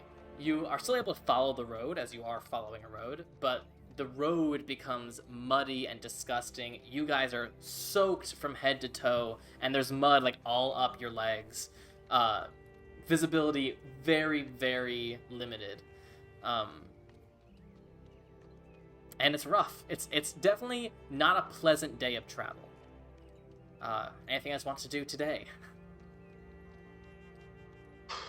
I just want to find shelter, so we're out of this rain. Yeah, I mean, possible. if you'd like to like get under some tree cover and wait for the rain to stop, it could potentially delay your journey. But it's up to you. I mean, we could always would walking under the tree line instead help at all? With like shelter from the rain on the way? Well, I really? mean, not really, especially because like it's not like it's a forest. Like there's not a steady string of trees in a row, so you essentially have to be like jumping from tree to tree. It wouldn't really work that well. It's unclear. Gotcha. Well, I was just meaning more of like, if this doesn't stop within like the next, I don't know, like midday, I kind of want to stop if possible. I don't really want to be soaking wet and miserable. So It's not that bad. That's just me. But if you guys want to... Adagio's like, yo, Anura went missing, went AWOL, and the next day you're like, listen, this mud really inconvenient. We're gonna get where we need to go, but not today. Not in this weather. Yeah. So, but if you guys wanted, I'm okay with going for a little while, but if it doesn't let up anytime soon, I kind of would rather stop. I really feel like it might give us something. So Alexios is a real bitch about the cold. So if you're suggesting cutting out early, I'm taking the first thing smoking. Yeah. Alright, cool. So we're gonna try and find shelter and wait this out. All right. One of you, or I would say one of you, could make a perception check with disadvantage, but because you're all sort of looking, I'll just let it be a straight roll. Want me to do it? Sure. We trust you. Not the best. Not the best. 12. 12. Shelter is a large umbrella term. You don't see anything that looks like an organized shelter. At most, especially with the limited visibility, you can see like a clump of 3 trees with like mud and grass underneath them. You're unclear if it's like the best shelter. It's certainly, it seems like it's gonna be not a pleasant evening here, or at the very least, however long you're gonna stay here. But it looks like the storm is just starting to pick up. It might be a long time before it stops. Okay, so I'll turn to the others and be like, so, this is the best I got. Some trees. Not the best coverage in the world to be out of this storm. I feel like we're still gonna be soaking wet, still gonna be miserable. So, we can stay here if you want. It's not the best shelter. Or we can continue on. That's up to you two. I don't mind. Right. There's no warmer option. That's what I found. That's all I could find. Visibility here is not very good. You know what they say, campers can't be choosers. Okay, we can wait it out right here then. We're gonna wait it out. So how long are you guys gonna wait? How long? I mean, I would say like a couple hours. See if it's let up any. Okay. So you basically spend your morning under this clump of trees. It sort of helps, but you're by no means dry. And around midday, or as much as midday as you can tell, the sky's sort of just like gray. It's unclear exactly where the sun is, but it feels like it's around midday. The storm is continuing. Okay. Well, I don't know when this is gonna let up. I feel like we're wasting our time here. Yeah, should we just trek on, or? I mean, we're already soaking wet. What's the difference between just soaking wet and sitting and soaking wet and walking? Probably be warmer walking. Yeah. I feel like you could have said this hours ago, and we'd be closer to. I felt like you said it was gonna let up, and Well, I thought you never know. I thought maybe it would, but obviously it's not. So. Went on a road trip without the druid. Just saying. No healer, no nature person.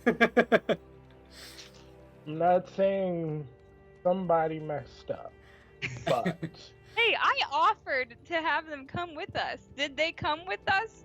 No. hey, we're the hands of fate. Without the hands of fate, like, if we're missing, what? Finish the thought. We're finish fingers the thought. down. Yeah. I feel like there's only a middle finger or something left if we're missing a couple fingers. But, alas, are we gonna be wet and cold and miserable for the day? Is that what we're doing? Yeah. Yes. Let's just continue on. Fine. All right. Can I have the 3 of you each make Constitution saving throws, please? Oh. What I was trying to avoid? There's nothing you can do. Why do I keep rolling 9s? Okay, well that's a 12. Saving throw? 23. Mm-hmm. Wait, a saving throw? Saving throw. Okay. Never mind, it's still a 12. Okay. Illmaye, what'd you get? 8. Okay. So, Illmaye, and only Illmaye, the cold is one thing, the wetness is one thing, but I don't know, man. Like, Alexios is getting on your nerves. You're just not in a good mood. So although you lost your point of exhaustion from that first night, you now gain another point of exhaustion. So you're back at 1 point of exhaustion.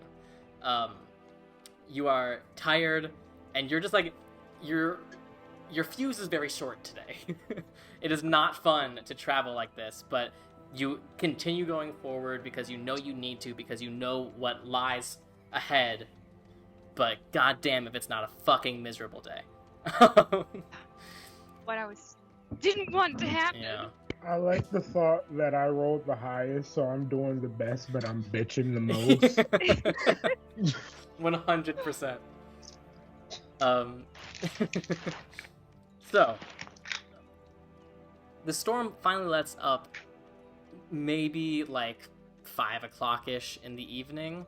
The sun is like just hanging above the horizon. It's probably going to be sunset soon. But you do see a beautiful rainbow in the sky, which to Alexios and Ryujin, it's a very welcome sight. To Illmaye, you're just like, fucking whatever. But you guys can find another place to camp. Everywhere you find is soaking wet. So it's going to be uncomfortable, but with you guys, with your sleeping bags and that sort of thing, you have a bit of dryness, but it is definitely an uncomfortable night. So, that's day 3. You lost a half day of progress there. So you probably have a day and a half left of your journey. So you guys can take a long rest. Illmaye, you can remove your point of exhaustion. And I will have DJ go ahead and roll a d20 again. For day 4. 11. Oh, okay. So, luckily the sky is a bit clearer today. There are still clouds in the sky, but they don't seem ominous at the very least. So you continue along your way, luckily getting drier as you continue your journey.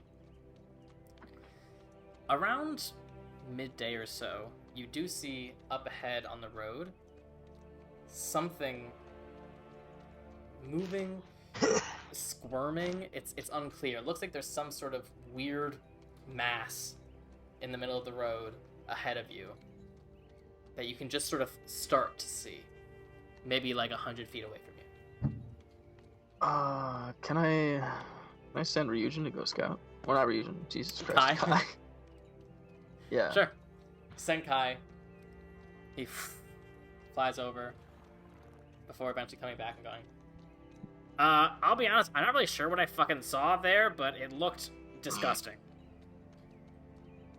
Disgusting how? Well, it was definitely 2 animals that I think were both trying to eat each other at the same time. What? I'm just telling you what I saw, Master. Alright, I'm gonna send him back, but I'm gonna, like, have him be invisible, and I want to look through his eyes. Sure.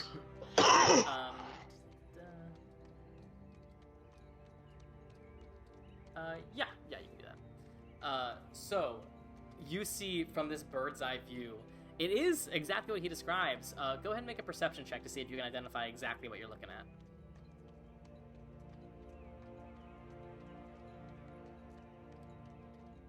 Okay, so perception? 18 total. 18.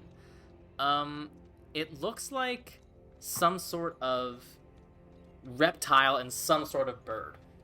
Looking at it, spending some time closely, and just having Kai sort of like revolve around it so you can get every angle, it looks like an eagle has probably like some sort of snake in its talons, but the snake has the eagle by the neck, and they're just like squirming around on the ground.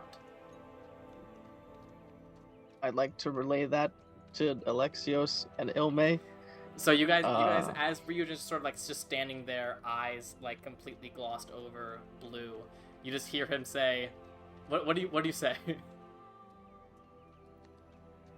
There's a snake latched on to an eagle, latched on to a snake, latched on to an eagle. And he just keeps going.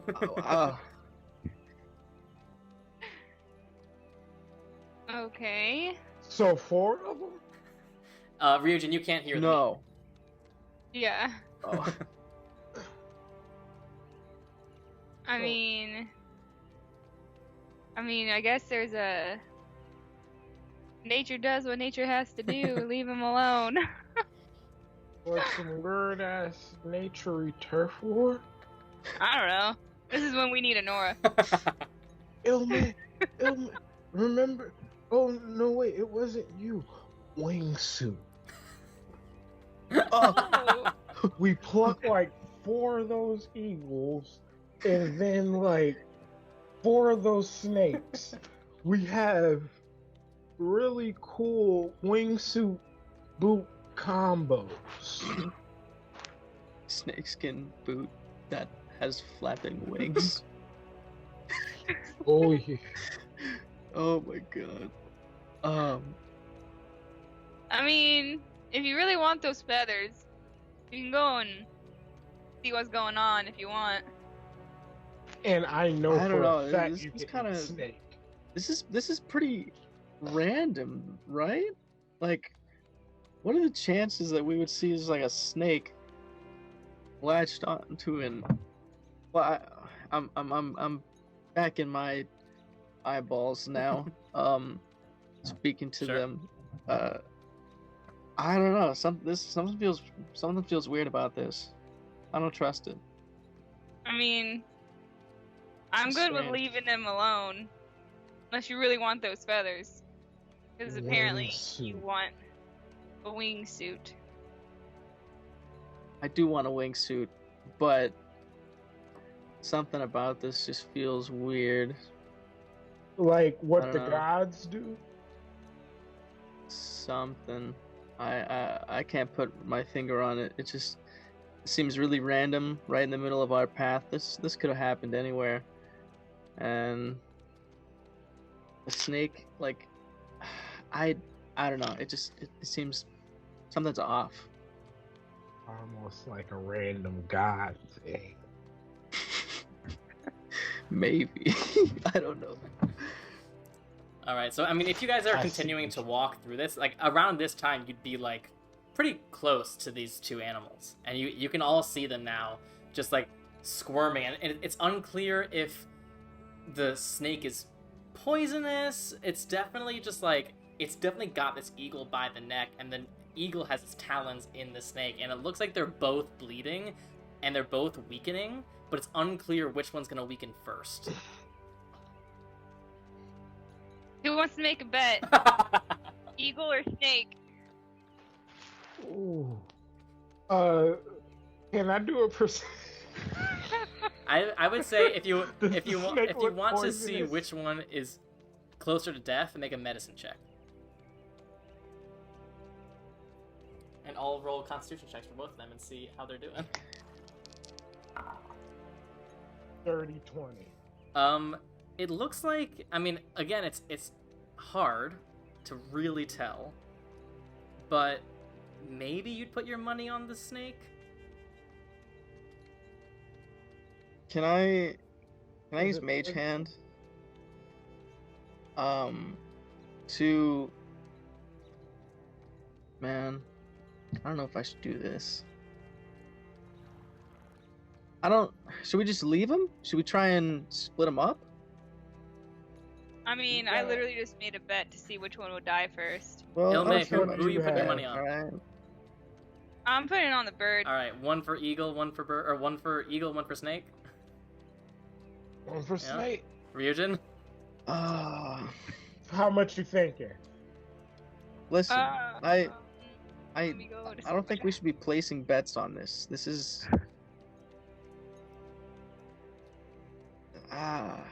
Silent softy.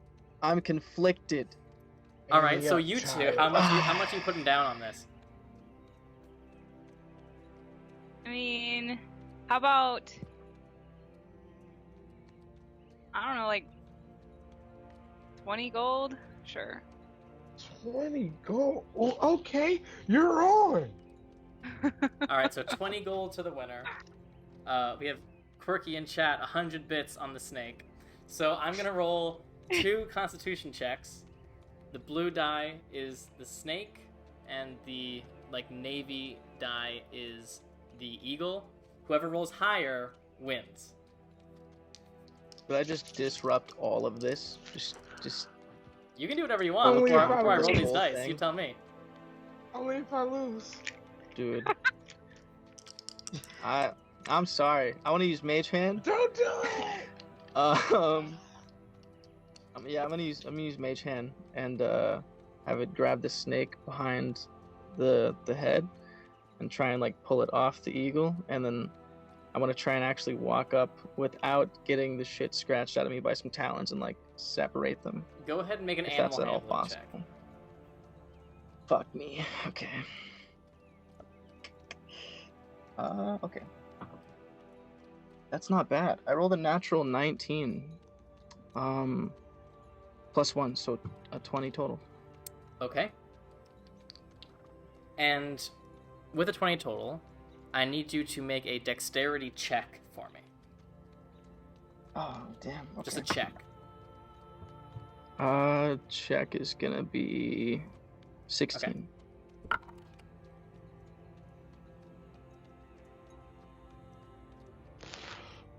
Okay. You got something either really bad or really good, and I'm either about to get poisoned and my eye scratched out, or none of the above. No. So, you manage to pull the snake off right as you feel both of their lives sort of on the brink. And they rolled the exact same. I rolled 2 13s. So you pull the snake off, and it's writhing around in the mage hand, and you come and sort of try to get the eagle oriented, and they both look very pissed off and very confused, but they're both alive. Okay. Can I just just kind of not throw the eagle in the air, but kind of just open my hands, try and let it go and have it fly away? Sure. Go ahead and make another animal handling check. Damn it. Okay. Alright, listen. I know this is pretty sus, okay? But I just rolled another natural 19. And I can show I you. believe you. I can do it. I don't like it. Where's my Quirky nines? with the 2 subs. Thank you, even though technically the bet was neither won nor lost. Schrodinger's eagle Rat. snake. Jesus. Yeah, so another 20. Okay. So, the eagle ruffles its feathers and flies off. It, stutters a bit, trying to get its bearings, but does fly off. But you are left with 2 eagle feathers. Ah, nice. Put those in my And you back still have the pocket. snake writhing around in your mage hand. Yeah. Can I? Is there a way I can just retract my mage hand back into my hand and just have it grabbed in the same way with my hand? No, actually, forget that. Scratch that. I wanna have my mage hand move over to the tree line, grass line, 20 feet away if possible, and just release the snake facing the wilderness. You see the mage hand just drop the snake, and it's gone. It's gone. You don't know where it went, but it fell onto the ground, and it's gone. Okay. Anybody ever call you a meddler before? That's fine. You had no right. Well, And Illmaye, I feel like I technically won because of disqualification. We agreed on which one would die first. They both lived. Okay, all right, but so you both listen, owe me the gold then. How about that? He restrained and ungripped the eagle while he physically attacked the snake Yeah, with no. a chokehold. So Wow. they jumped my they jumped my horse. So No, they both lived, so nobody wins. So the gold just disappears. we will meet again, smaller.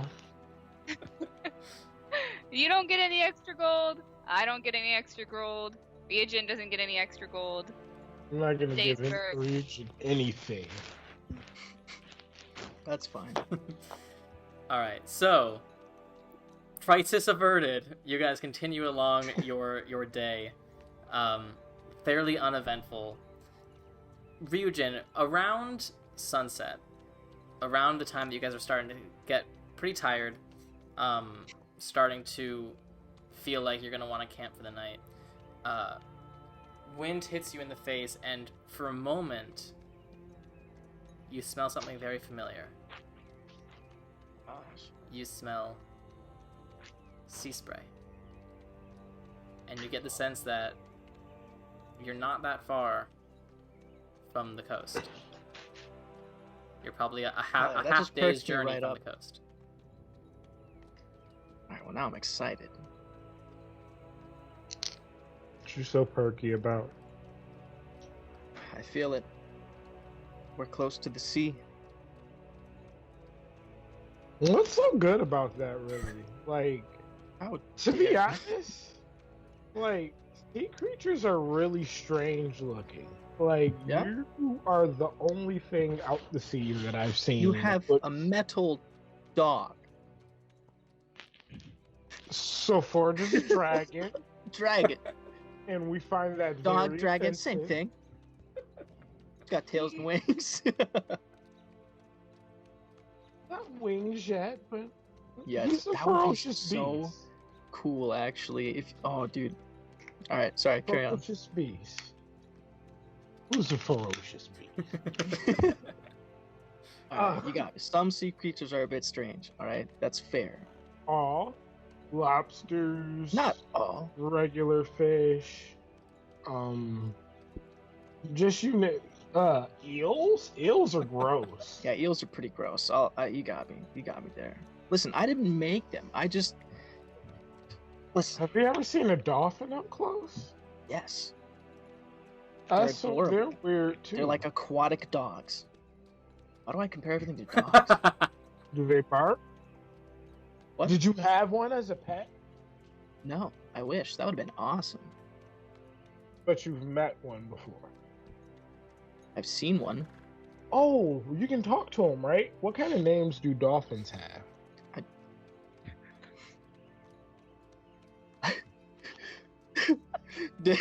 DM? You know, their naming I mean, conventions I'd like don't to really use my lifeline. the naming conventions don't really translate to common very well. A lot of clicks. And, yeah. Is a pretty common Yeah. name.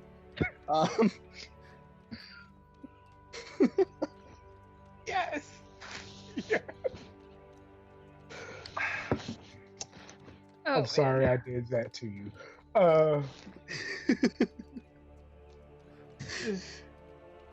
I never really liked water or cold or like just.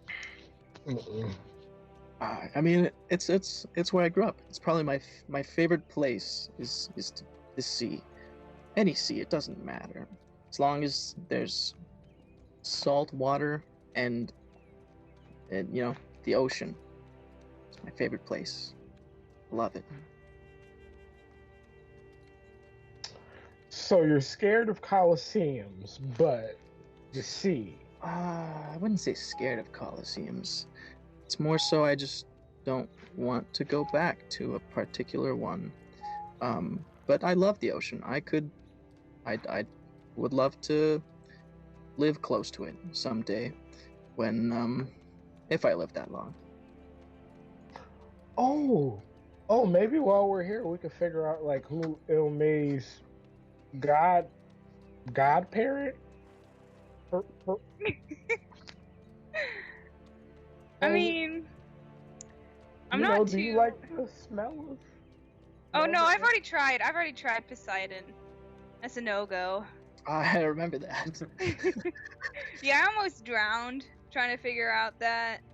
In Didn't go too well. the Temple of Poseidon in Delphi. It's got about 3 feet of. It's probably like 2 or 3 feet of salt water. It's a bit more than that. It's like 4 to 5 feet of salt water. Oh, is It's it? enough that like you can Oh, submerge okay. yourself if you want to. Yeah. So it's got a little There's a nice kiddie little pool, ramp, yeah. kind of. little deeper. So, did you try Hephaestus? I mean, knowing how you can build things, and I have none of those, I seriously doubt that I'm a child of Hephaestus. You craft poison. You said that you used to pickpocket. It's more like a. My brain doesn't sit still well. Neither does my hand. So maybe it's more like a hands thing for you. How about this? The next time you go to a temple of Hephaestus, I'll go with you, and I'll see if there is any connection. That, how did your hand, how did that happen again? Oh, I was told it was an accident when I was young. Was it like acid? Because if it was fire, then I retract my last statement. I mean, I think it was fire. So. Oh. I mean, if it was fire, maybe. I don't know. Are you're resistant to fire damage as a son of Hephaestus? Yeah. Yeah, probably no then. Fire doesn't hurt as much. Yeah, no, I mean, I was too little to remember, but I mean, it burned me pretty well. Pretty good. But seeing as he's saltwater, Ryujin, have you ever had somebody put salt on a cut? Does that hurt less for you? I can't say I've paid enough attention to that specifically ever to notice.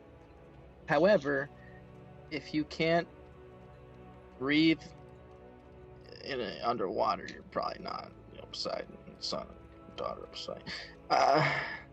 Oh no, that was just a counter argument because if fire would hurt me less, maybe salt would hurt you less. I mean, I've never really or water tried on purpose and paid attention to it, I guess. I mean, people usually don't torture themselves. I get it, but yeah, if it's ever happened, I don't think so. I don't know if I've ever noticed that. Any other? You've never tried to? Well, you're too young to drink. You ever? Who's somebody? You ever get real angry? You've killed a lot of people, like Ares. I mean, potentially. Do you ever feel yourself thrown into a fit of rage, uncontrollable bloodlust? I mean, as far as I know, no. But I mean, I have gotten mad. Obviously, I do things before I actually plan anything out. That's for sure. Okay. We're making some headway. We're promising. We're trial of elimination. All right. Oh god. Illmaye, daughter of Ares. He has a ring, right? Maybe. I don't know. I literally have zero clue as to who my father could be other than Poseidon, and I'm pretty sure Hephaestus. And Apollo. I don't think that's no. I mean, I lived there in Delphi and nothing. So. Have you ever glowed in the dark? For your scars? Oh, true. I don't glow in the dark, so that's out of the question. Would it be possible for your scars to ever be healed? I mean, it's been 16 years. So, I'm guessing no. Mending only works on objects. I can't. Yeah. I feel like Adagio never tried this. Tried what? To piece your hand skin. That's a cleric thing, right? Pray to Apollo, you get a new hand.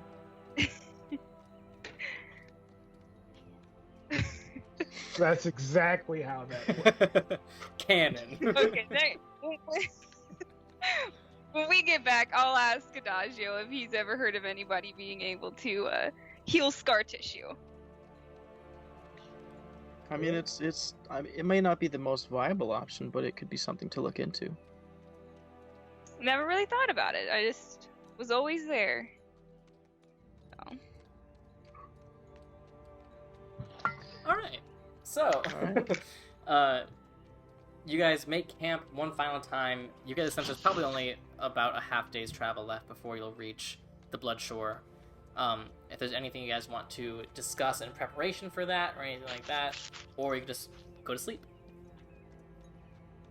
So are we gonna go just to like grab a bag of sand and bring it back, or are we gonna specifically go there and look for like already made Bloodglass?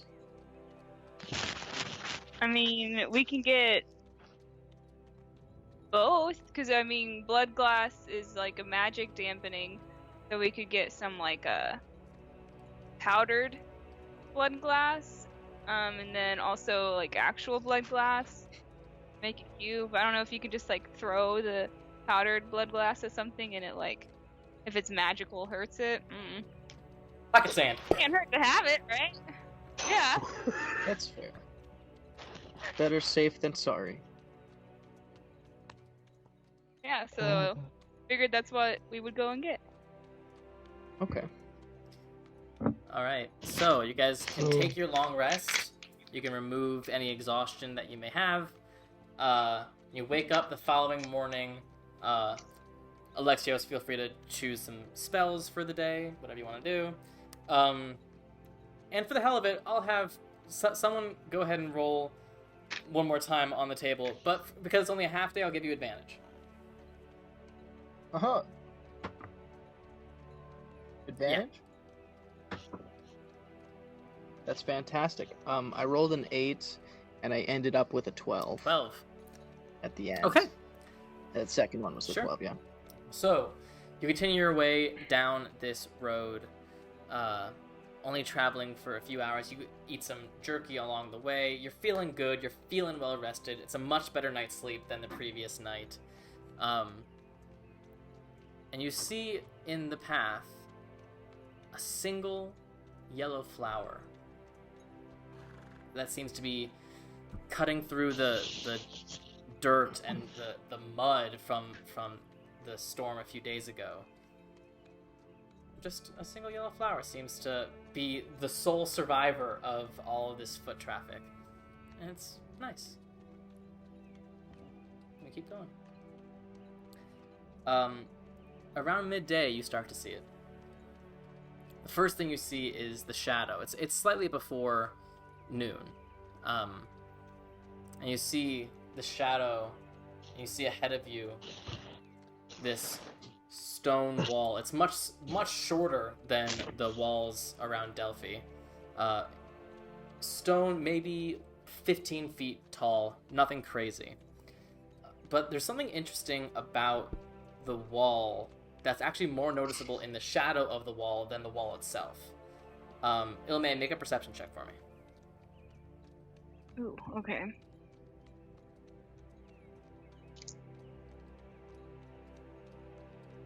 Uh, 15. It almost looks, it's bizarre. The shadow itself is gray, obviously, but there are parts, almost like little cutouts in the shadow that look pink instead. And looking from the shadow to the wall to try to sort of piece things together, you can see, almost glinting in the light, small little pieces of red glass that seem to be built into the wall surrounding the town. I wouldn't really call it a city. It really is just a town. As you continue to approach, you see standing guard at the front door are two full-blown, blue-plumed Athenian soldiers. On either side of them, on either side of this front gate, you see banners. The first one is very familiar to you all. It is a blue banner with a white owl, famously the sigil of Athens. The other one is foreign to you. It's a red sigil with what looks like a black, five-headed hydra. That you're not sure what it is, but context clues, probably the sigil of the Bloodshore. And you see on these Athenian soldiers' shields, although the shield has the Athens owl, there is a diagonal red line across it, almost like they are marking themselves as Athenian soldiers, but here on the Bloodshore detail for a reason. As you guys approach, they hold up a hand. Excuse me, can I help you? I mean, hey, we're just passing through. Thought we'd stop by, see if you guys had any Bloodglass. We can buy Bloodglass here. You Athenians? We're from Delphi. All of you? Yep. Make a deception check.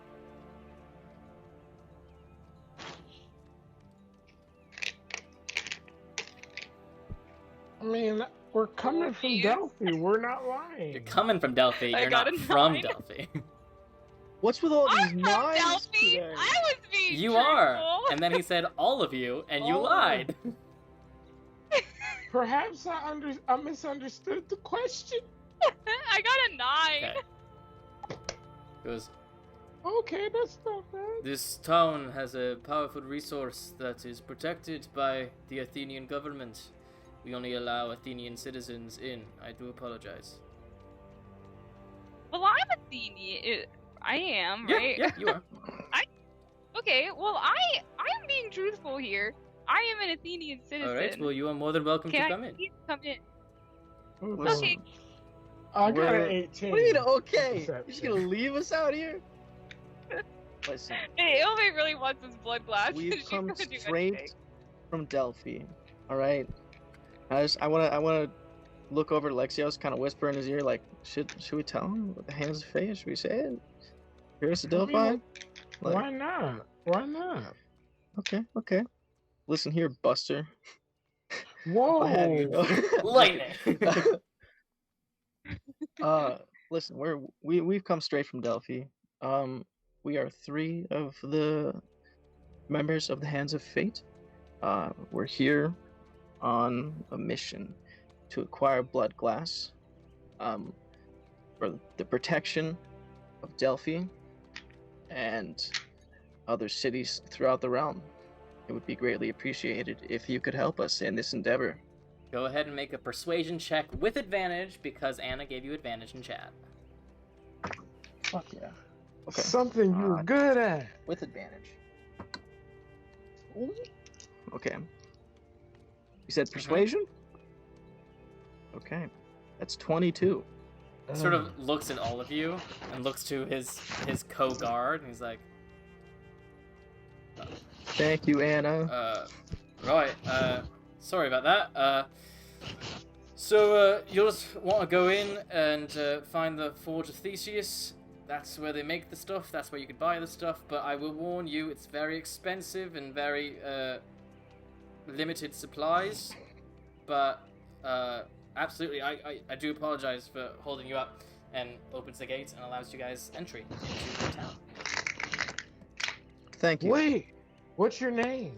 My name, I am, looking at my list, Maxios. Axie. Gotcha.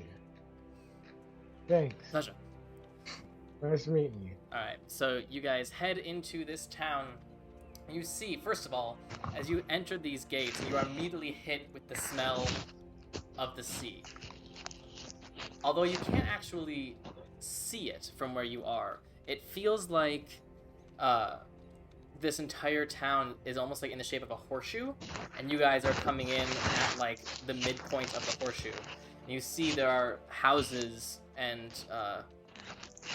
buildings and all that sort of thing on either side of you, and almost at the end of one of these edges of the horseshoe, you see this giant black building with smoke coming from the top of it. Very much looks like a forge. And then it looks you see directly in front of you is like a platform that you can imagine like a town crier or something standing on and shouting the news, and past that is some sort of large building, and it's bizarre. You can't actually see beyond the building, but it seems like this entire town is built on this curve, and you can't see what's actually like on the inside of the horseshoe. It's a bit bizarre. Okay. Well, let's find the forge, right? Yeah, let's head over. Yep. All right. So you make your way through. Oh yeah, Alexios. Is the Forge of Theseus like a famous forge? Like, would I have heard about it before? I would go ahead and make a history check for me. Would it be an advantage? No. It is a forge. No. It would have been a disadvantage if it weren't you.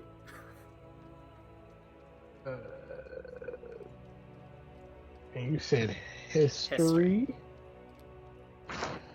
That is a 18. Okay.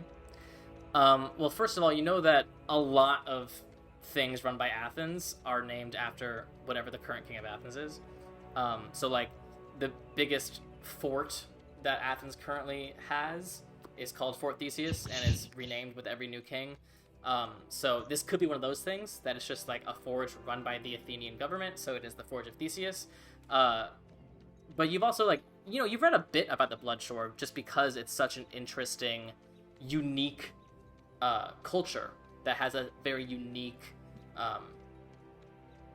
product that it can produce, that only it can produce.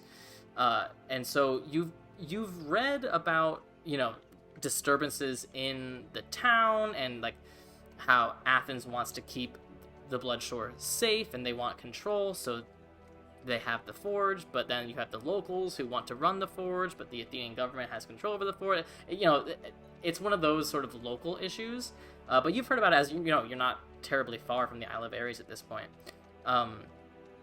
So you definitely get the sense just from the name and from the bit you know about the history of the town. This is probably a forge that focuses on creating this Bloodglass and is completely run by the Athenian Navy. Gotcha. I wonder if we could get a discount. Maybe if I like go around flashing my Godsman seal, hopefully that'll get us a discount. I could also try persuasion. Yeah. I'm very persuasive sometimes. I mean, if you guys can distract, I'm a pretty good We're not sleight of stealing hand. it. Paying for it. We're not stealing, huh? Not this time around. I will murder unlimited villagers, but stealing is where I draw the line. It's fine. Know. It's okay. I am not saying that too loud.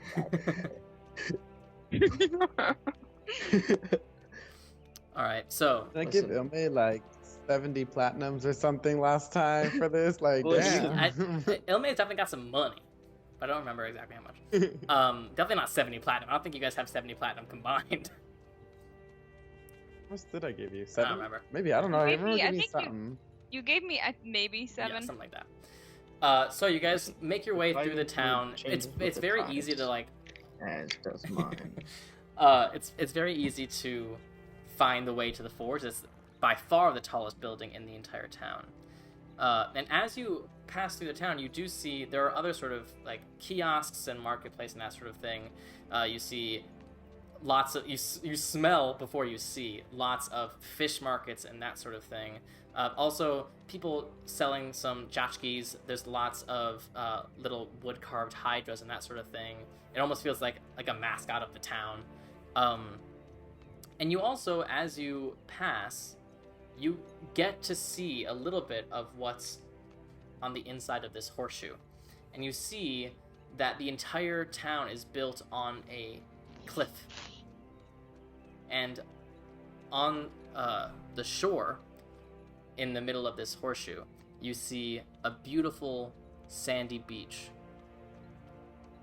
which is only weird because the sands are a dark crimson. And you get the sense you're in the right place. And you see nobody is just sort of relaxing on the beach or having a good time. There are some wooden docks that are set up, almost like wooden passageways, to allow people to travel through the dock. But the only people you see on the shore right now are seeming workers. You see people like shoveling this dark red sand into buckets and bringing them up a long ramp into the forge. And that is the only people you see. Interesting, looking at the docks, you don't see any large ships. In fact, you only see like small keelboats and stuff, like the kind of ships that can't travel very far. So that's a bit weird. But you can make it to the forge without problem. You pass a very strange building on your way. It looks almost like it's a poor person trying to make it look super fancy. Like it's like glitter paint, but not actually gold. It's just like very clearly glitter in paint. And you see a hastily scribbled name, and it reads Thorin's Supplies for only the most daring of treasure hunters. And it's like off on one side, it's on a weird slant, but it seems to have the most character of any of these other buildings. But you make your way to the forge, and you see standing in front of the forge is another Athenian soldier, but this one, instead of the plume going down the head, it is from ear to ear on either side, which from growing up in a society you would know is denotes a position of a higher rank. It's a small figure. It looks like it's probably some sort of halfling as you guys approach. Hi! You hear this like tweety voice come out. Can I help you? Hail and well met, friend. And to you? We're here to acquire some Bloodglass, kind sir. Person. I'm a lady. Great start. So, what exactly are you looking for? We got lots of Bloodglass products, but they're all gonna cost you. Do you have a Bloodglass cube by chance? Sure, if you can pay for them. It's our most expensive product. How much are we talking here? For one, 15,000 gold. Freaking crap. Okay. Well, you think you could cut the heroes of Delphi a deal? 14,000 gold? What's the cheapest? What's the cheapest form of Bloodglass that you have? Well, we can get you some unrefined blood sand in a little test tube. We use it for, like, souvenirs. It's still 600 gold, though. Jesus Christ! What about powdered Bloodglass? Is that what the sand is? Powdered Bloodglass would just be blood sand. Okay. And it's $600 or 600 gold? That's correct. It's still it has. Oh, and she gets this weird look on her face. She goes, "Are you some of Thorin's people? Are you just here for a high? Is that your whole thing?" What? A high? What are you talking about? Well, powdered blood sand. You really don't know. If you... Does it look like we would know? When you burn powdered blood sand, the gas it emits... No. Who would want to spend 600 gold just to get high? Well, when it cools, What, like and if you climbing burn it a at a mountain? certain temperature and it cools, it becomes blood glass. Okay. How much blood sand does it take? hypothetically to make like a blood glass cube per se? I am not at liberty to say. This is very protected technology. Oh, well, I am somewhat of a technologist. I'm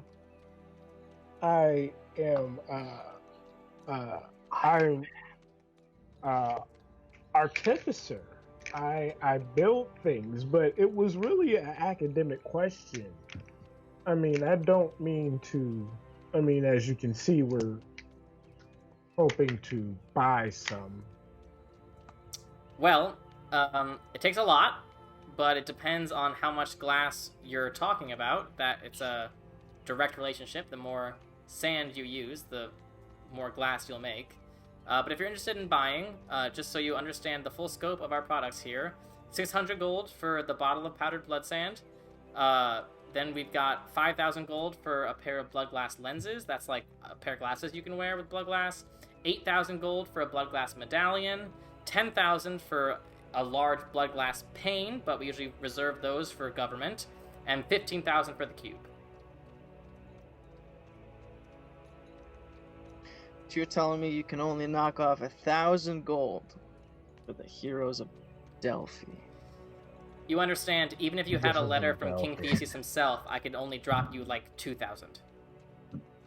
Jesus Christ, what kind of business are you running? I'm just A kidding. very elite one. That's a. I'll That's a tell you what, lot if you guys of don't gold. have any money, maybe some of the people who left their shit with Thorin, maybe they had some blood glass that you can buy it for cheap. But if you want it from the source, you'll find it here. So where is Thorin's people at? Well, his shop's right over there, but I doubt he has any. But if you seemingly are strapped for cash, that's all I can offer you. Okay. Well, thanks for the information. We may or may not have come back. Pleasure. Is there any like blood glass on display? Anything? Any little tubes or vials or anything? No. If you want to see blood glass, check the city wall. So, like, every bucket of, like, that blood sand, that's, like, the equivalent of, like, a blood cube or a blood No. pane. No, it takes more than that to make a blood glass cube. Okay. Thank you. I'm sorry, what's your name? Netta. Bush dagger. Nada. I am, very grateful to have met you. Pleasure's all mine, I assure you. Come back when you have Okay. 50,000 gold. You'll be seeing me tomorrow. Sounds great. Alright, so I assume we're like kind of walking away, right? Okay, so how are we gonna do this? Because at this point, I think stealing is back on the table, I'll be honest with you. That is a ridiculous amount of gold for Bloodglass. Jesus Christ. I've never seen that much gold, let alone had it. Oh my god. So I make a bag of holding, and we somehow drag the bag of holding from one end of the beach to the other, and we fill it full of sand. Alexios, I don't know if I've ever said this before, but you're a god's damn genius. That sounds fantastic. Now, this isn't my first time hearing it, but it's not something that I exactly get tired of hearing. And Alexios, can you just make a history check for me?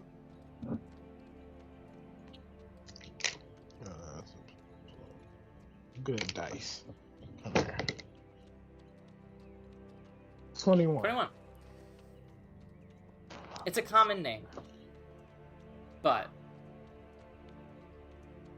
you definitely remember a Thorin being mentioned by your old master. Fine. Okay. Now I think about it, that name does sound familiar. Yeah, you remember he would talk about Thorin the way oh no, do I say this on stream? The way a divorced dad talks about his new stepkid. Like he talked about Thorin like the forgotten child. He was like, you definitely, like, he was a student, didn't last very long, didn't show particular promise. Oh, I don't think it was that Thor. I've heard the name before, but I don't think it's that guy, person. But I mean, she did say he was kind of a fuck up, right? It kind of seemed that way, sure. Okay, I think if we go in that shop right there, I think we might be in for something funny. You know what? I'm always down for a good laugh. I smell the ocean. It's a good day. Let's do it. I'll explain later. Okay. To Thorin's shop. Okay. Not very far. It's like basically down the street. You push open the door, you hear a ding of a bell. You're immediately almost hit in the face with some sort of sign that comes down from the door as it opens. The sign just reads, today's slot has been filled. And it looks like there is a space where you could change it to has not been filled, but it currently says has been filled. You walk in, it is musty as fuck in here. It's crowded, just with, there's not much space in this store, but it's not crowded per se in terms of like people in here. There are people in here. It looks like you see a group of 4 that are sort of discussing something in a corner. You see a red dragonborn, a dwarf, what looks like a half-elf, and what might be a human, but with like very rough gray skin. And you see behind the counter a dwarven man with like fiery red hair and a fiery red beard. And on the walls of this place are just like, first of all, pictures of gold and treasure and all that sort of thing. Like it almost feels like you're like in a pirate's cove right now, but it's all just pictures. None of it's real. And the shelves themselves are fairly barren right now. The few things you do see on the shelves are like pretty standard, not uninteresting stuff. But as you enter, you hear the dwarven man behind the counter. Well, we got customers, I'll tell you now. You see the sign? The slot has been filled for today. That's it. Come back tomorrow. Slot? Slot for what? For a dive. For the treasure. What treasure?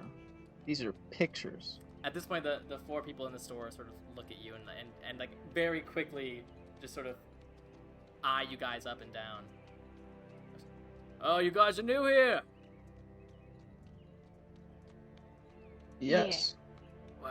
Really? Gather round for the greatest story of treasure in all of Gaia. Have you heard? And Alexios is just way too excited for them. Have you heard the tale of Apotrepo? Can't say I have. Let me get some cool music here. This is gonna be this the is best. All right. Long ago, in the age of gods, there used to be a patch of land that connected the continent of Gaia to the Isle of Ares to the east. But then, Thromokrates came, the Kraken Lord, the arch nemesis of Poseidon, and destroyed that patch of land, separating the isle from the Gaia homeland. Now, Ares was upset at this. After all, Thromokrates just attacked his land. So Ares goes to Zeus and says, "You've got to fix this. You've got to put Tromocrates down." Now Zeus knows that this is Poseidon's whole thing, right? Poseidon, Tromocrates, they've been at it for centuries, eons. So Zeus goes to Poseidon and says, "You've got to get Tromocrates in check." Poseidon says, "I tried. It's hard to do, obviously." But Poseidon focuses on, okay, at the very least, if I can't take down Tromocrates, I've got to protect the coast so that Tromocrates doesn't attack the Isle of Ares again, so that Ares can get off my back. So what does he do? He puts a giant sea creature in the Blood Gulf. A defender, if you will. And you know what Tromocrates does? Well, What? What? he ate that fucker! He's a fucking kraken! So Poseidon instead, he gets another kraken. A kraken that's loyal to him instead of Tromocrates. He puts that kraken in the Blood Gulf. What does Tromocrates do? He eats it? No! Gets eaten Of by course it? not! Idiots, both of you. No, instead, Tromocrates persuades the kraken, convinces the kraken that he's on his side. And before Poseidon knows what to do, the kraken leaves with Tromocrates. And again, it's undefended. So what does Poseidon do? He says, "I'll go down there myself and defend that coast." Poseidon goes down there himself, and you know what happens?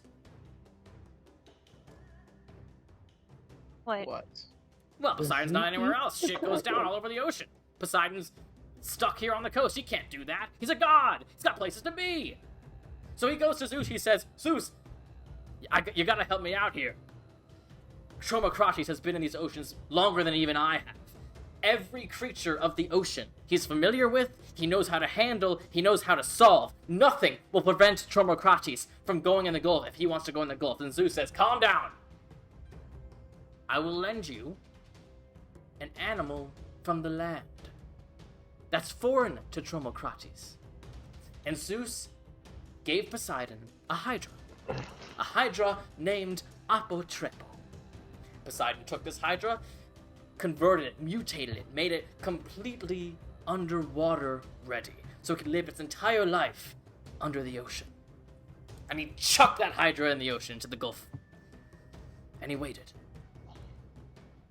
And you know what Tromocrates did? What? He didn't know what the fuck to do. He'd never seen a hydra before. So he fought the hydra, but the hydra kept growing more heads. He fought until Tromocrates said, "Jesus Christ, whoever that is." Gods! The carpenter. Fuck. And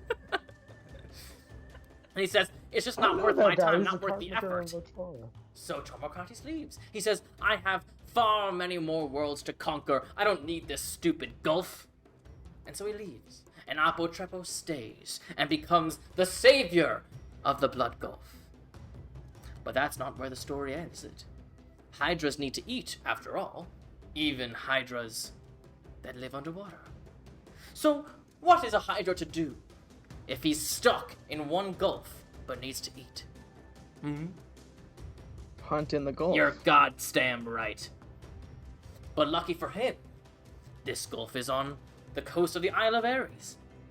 And bodies come out of Fort Valor all the time. So these bodies would come into the Gulf, Apotrepo would snatch them up, and he was satisfied. However, those bodies, the Ares-slain bodies, they're not quite normal bodies, are they? I mean, these are the same bodies whose blood creates the blood sand on our shore. They are powerfully bizarre, dark bodies. And as Apotrepo feasted on these bodies, he became more violent, more bloodthirsty, mutated beyond what Poseidon did to him. He became violent, he became deadly. So, the people of the Blood Shore, we needed to appease this potential tyrant. So when our people die, we throw them in the sea, hoping to appease Apotrepo. And it works. No one's seen Apotrepo in generations. Some don't even believe he's real. But nevertheless, ships go down in this gulf. Maybe some are not Apotrepo's work. I tend to believe they are all Apotrepo. And as ships fall and bodies fall, Apotrepo collects the riches and puts them all in his cave, far beneath the surface of the water, far beneath the blood shore. There are centuries of riches down there. But anyone who's gone down has either not found the cave or not come back. And so there it lies, for only the most daring of treasure hunters to try. So, are you interested?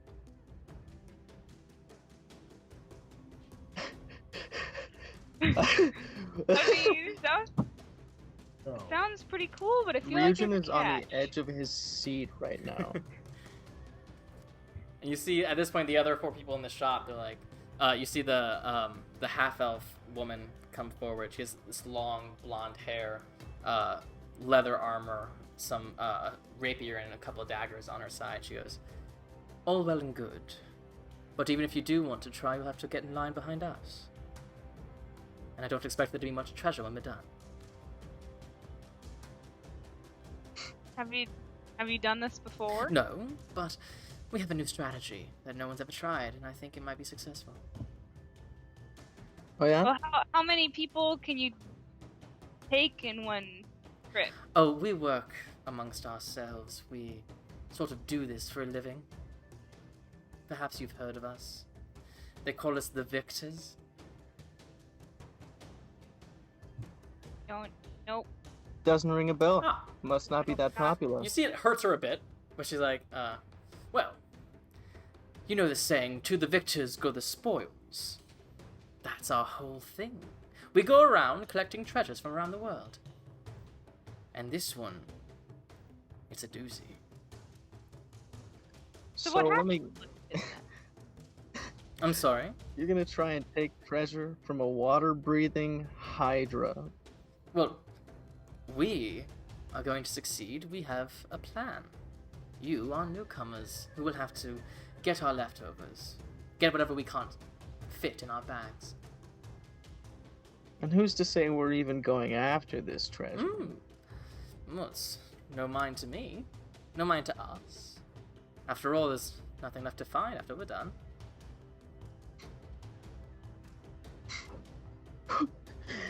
Oh, listen, I'm fired up now.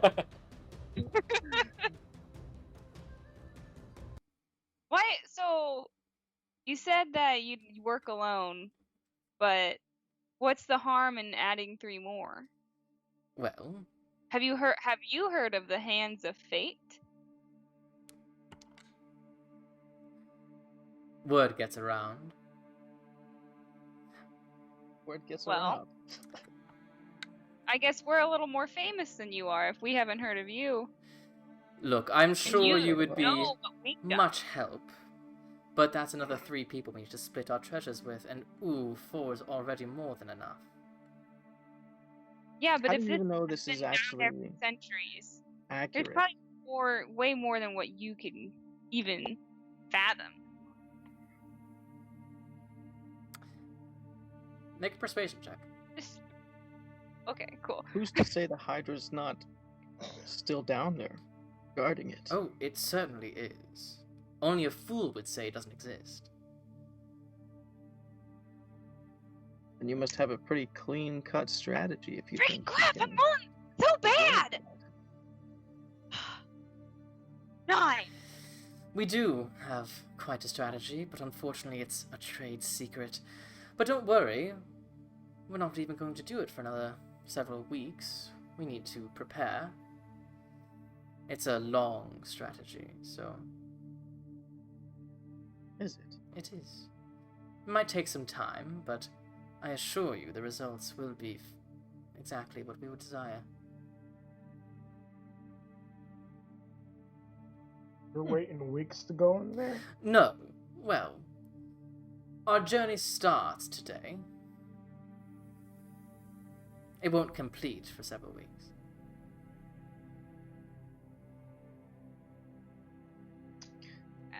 I am intrigued. We don't have time for this. We have a parade in a couple days. We have important hero stuff to do. Oh, of course. Listen, well, do get along. I want to lean over to Alexios and say, listen, after that listen, after the party, after the parade, should we come back? Should we come back? To show them up or like to go Yes. on an underwater adventure? Because Both I of the am above. not keen for the latter. Listen, We literally just had a conversation like either yesterday or earlier today about how I don't like water. You're like, let's spend a week in it. wow. Clearly you have much mean- discussing to do. Thorin, we will be outside if you need us. We're going to get things started. Pleasure doing business. What Wait, was your before name? you leave, I have a question. Yes? Which one of you are Victor? Pleasure. And she walks, and the other three just follow behind. I'm just saying, you could have called yourself the Winners. It's the same thing, and Victor is a name. Just saying. You see, the dwarf is taking up the rear, and he looks at you and goes, "Oh, I get it." Walks away. He gets it. Alright, so you guys are in there with Thorin. He goes, Okay. well, if you're not here for the treasure, what are you here for? We were told that you might have some Bloodglass for sale. Well, for sale is a bit of specific wording. I could potentially get my hands on some. What are you looking for? You're not picking it out of the city wall, are you? Or town No, wall? no, well, I wouldn't. But there is Well, something that you could assist me in getting. What's that? Well, it's just not exactly strictly legal, so I'd need to know I could trust you. I mean, yeah, sure. I was so tempted to just go, these are not the droids you're looking for. Look, all I know, which is just pure common knowledge, is that tomorrow morning there's a large shipment of Bloodglass being taken out of the city and headed for Fort Theseus, carried by the Athenian Navy, overland, in a caravan. The way they've done it in the past that I've seen is they have 3 carts in a row, surrounded by Athenian soldiers. One of the carts has the products in it. The other 2 are decoys to try to dissuade thievery. If someone were to find which cart had the products and was able to get past the soldiers without being noticed, then there would be plenty of Bloodglass for them to have. But obviously I would not suggest such a thing, as that's surely suicide. And impossible. Well,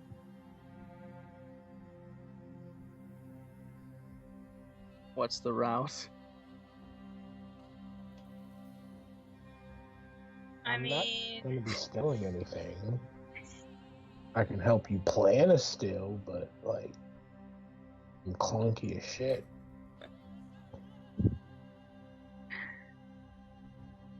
if you can, hypothetically, do you have some way of getting around the guards? You asking Thorin? Yes.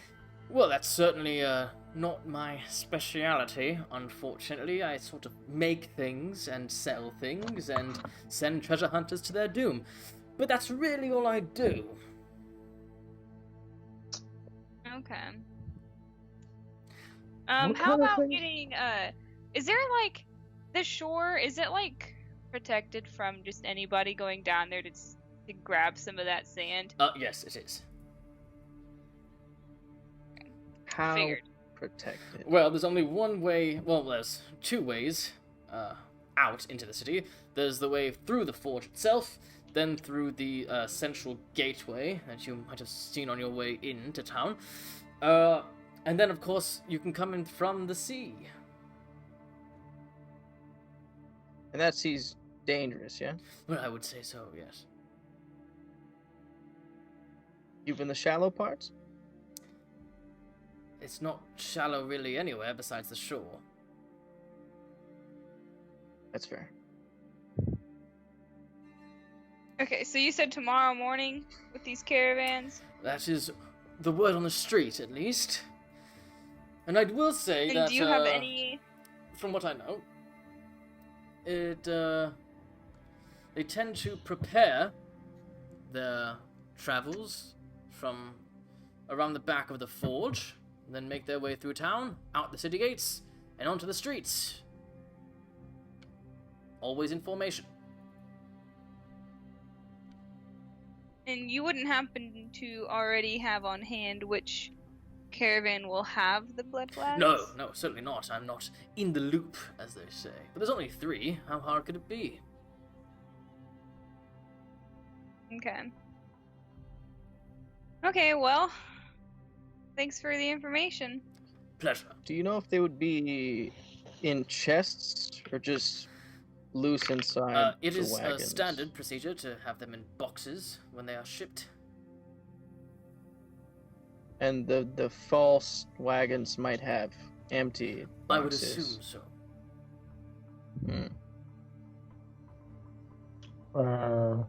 Does this leave the blood shore? Yes, this is a shipment that is bound for Fort Theseus, down on the Gulf of Tears.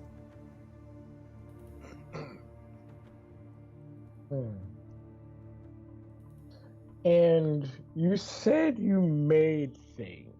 I do, yeah. You know, I'm not particularly skilled, but I'm quite good with my hands, sure. What kind of things do you make?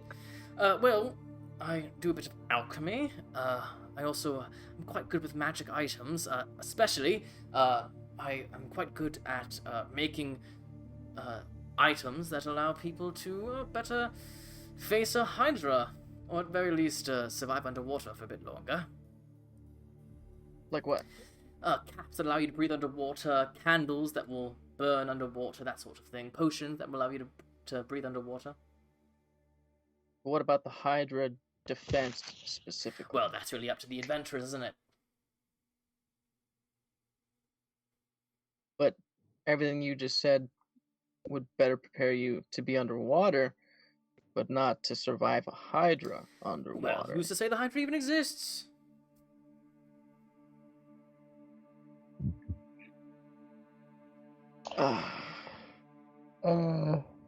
Where'd you learn how to do or make all these cool things? Oh, across the Gulf, a master named Alcmenos the One-Smoked. Have you heard of him? Everybody's heard the One Of course, Smoke. of course. Well, I dare say he's not particularly fond of me. I think he did not like my ambitions. They were a bit low for him. He liked heroes. He always talked about Archimiones, his proud model student and all that. And I was very much not that. I sort of just wanted to learn enough to make a business.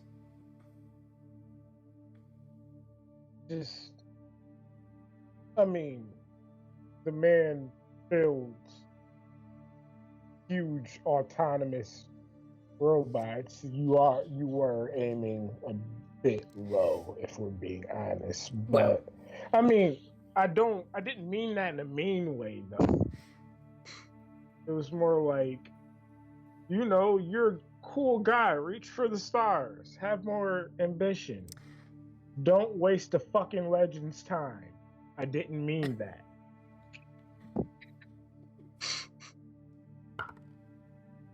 Wow, it's a high roll. Are you in love with the one smote. And I've never met him. Remember? We talked about that? I really like you, and I see potential in you, and I want you to live up to your utmost potential. Right, well, I will certainly put some more time in my potions, if that will make you feel better. Yeah. If you're ever traveling in Delphi, you should look up the Hands of Fate. They have a nice... they have a majestic place to live. It's called Sunbrown Manor. It's just really nice to see if you're into, like, making things. Alright. So you buying anything? Shit, that was How much is Looking around. How long? Now having talked to him and looking around the store, you get the sense that all the stuff on his shelves is stuff that treasure hunters have left behind and never come back for. So like heavy armor, heavy weaponry, just like heavy items that they had in their pockets, stuff they didn't want to take underwater with them. That's all that's on the shelf. How much for well, how long would a potion of water breathing last? Well, corked, it'll last forever. Once you drink it, I think it's something like 8 hours. How much is one of those? Well, because you've been so nice, so kind, we'll give it to you for 600 gold.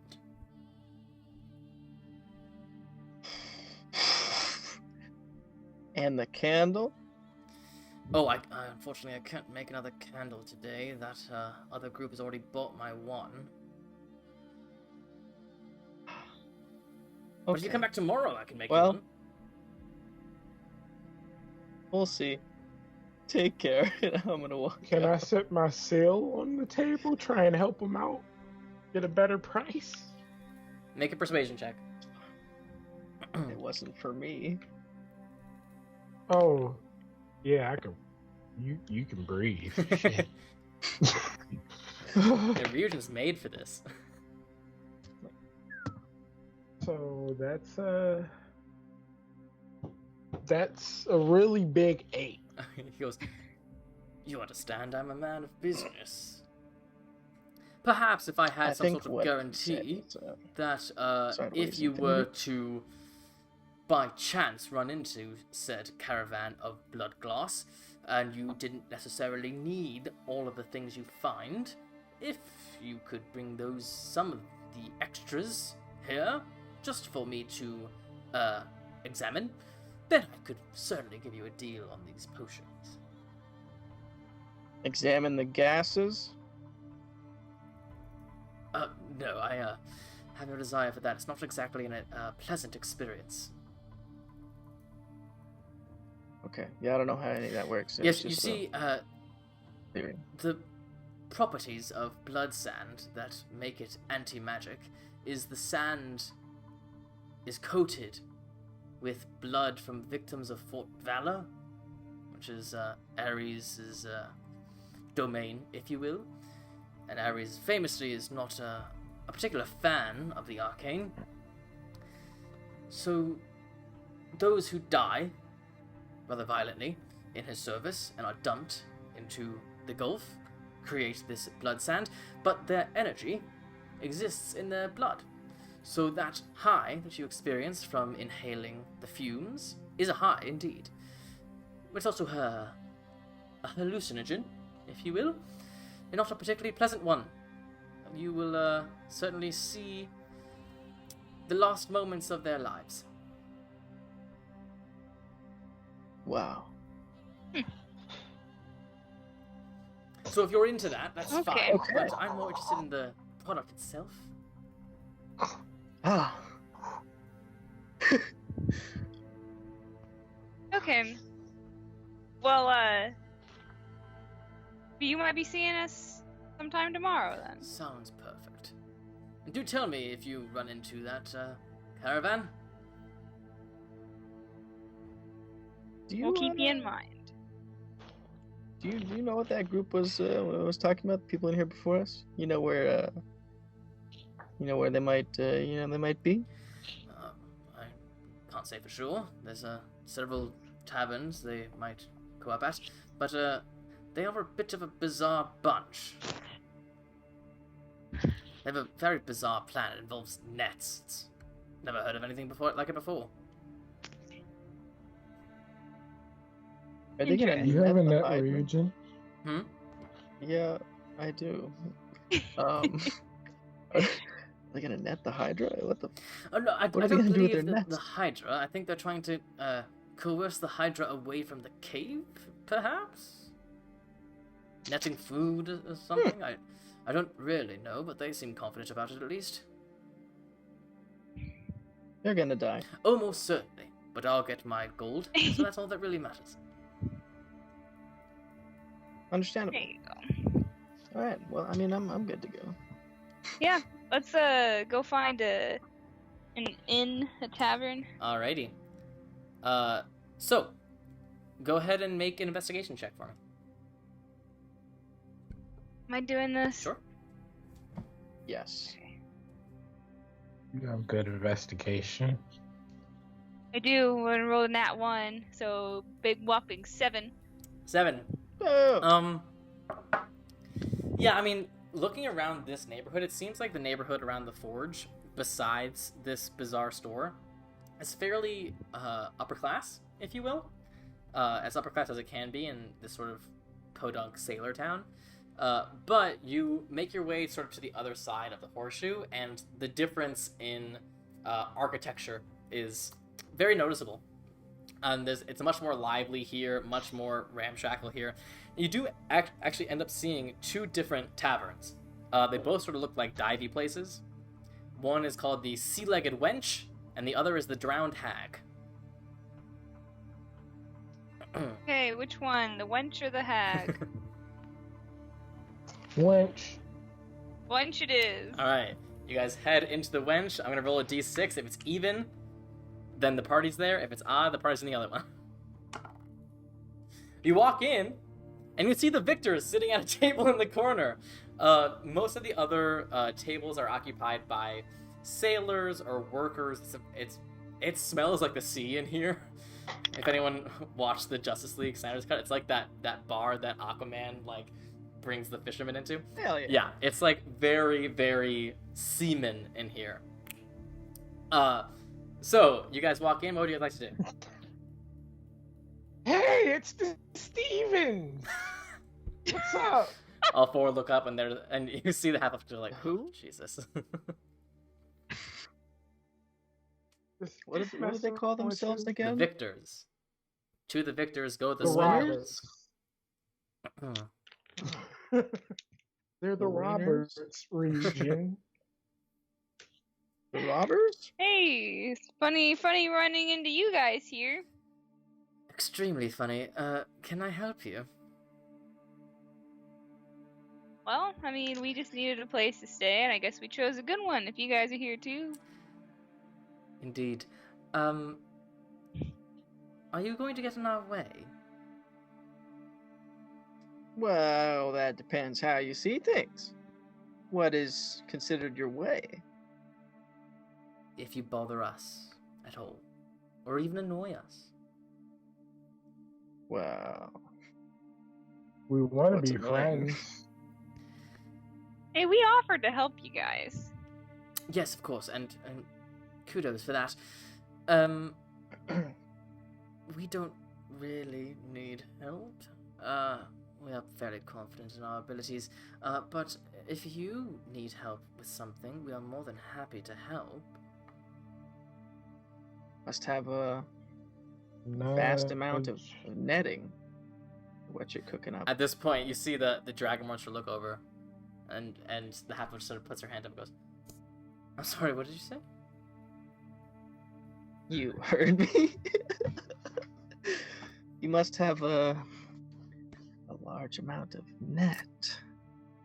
God, Thorin, keep your fucking mouth closed.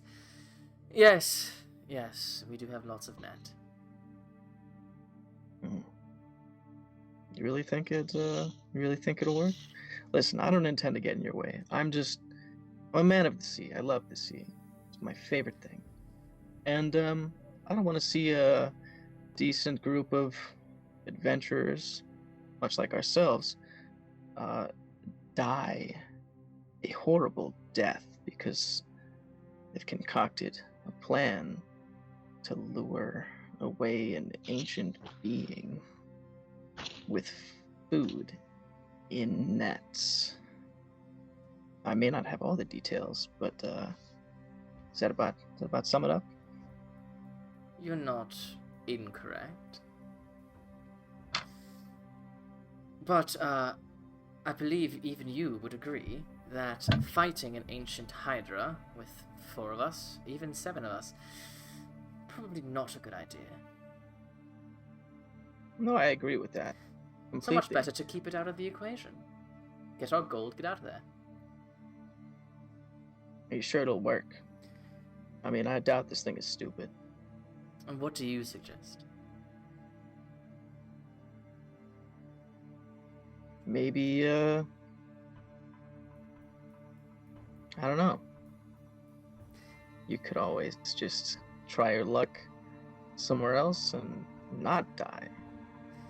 Oh, we have, and we will. After this, we're going to the Cliffs of Fortune. But this is so tempting. Centuries of gold and treasures and shipwrecks. Imagine what could be under there.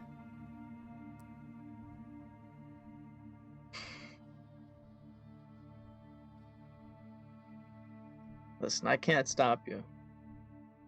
However,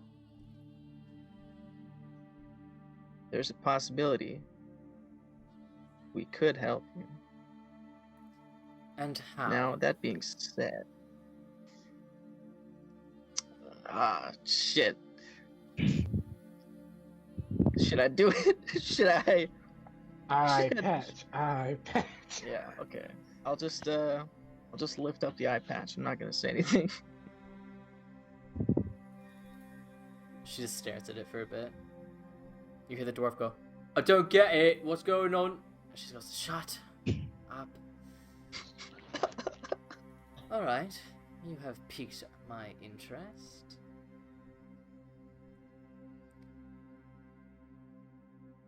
How would you suggest you help? Well,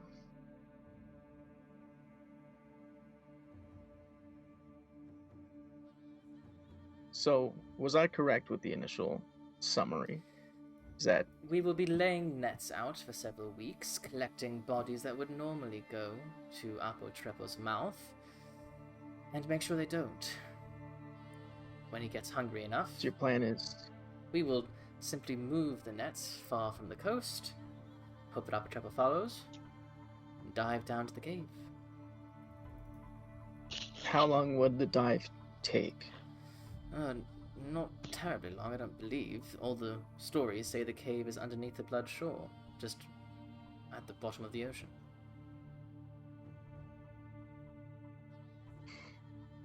Okay. Well, if we could gather enough supplies, we are missing 2 members currently, so there's enough time for us to deal with some business and come back. And we could gloss over all the details, and I'm sure that, both of us combined would be a much larger chance for success. As you can imagine, I'm pretty well acquainted with the sea, so whatever role I did end up playing, that's I'd have to take it in for Perhaps consideration, but I might be of value to us. After all, I wonder how a creature designed by Poseidon would react to part of Poseidon in his grasp. Perhaps he would obey you the way he obeyed Poseidon. Perhaps not. Well, I wouldn't bet on that, but I might have a better chance than any normal man. Alright. say you come back when the time comes. Say you help us. Say we succeed. 80-20. We get 80% of the treasure, you get 20. How many of them are there? There's 7? 4 of them. 4 of them. There'd be 5 of Yep. us. Hmm.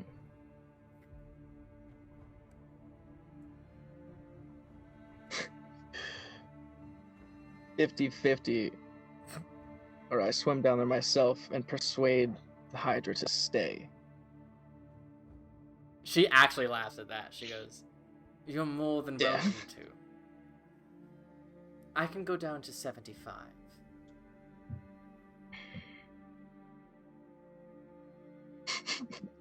Shit. Hold on. Gotta look at my character sheet real fast.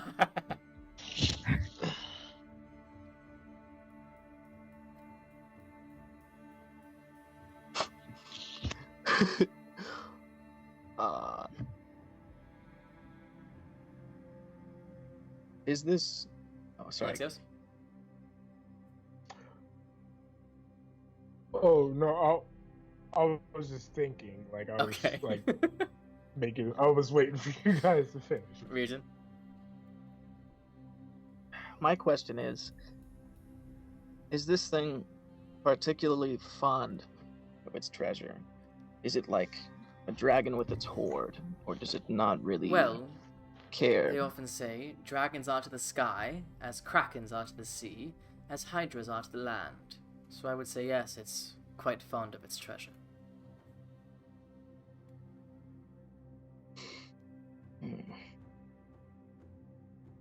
How much do you estimate is down there?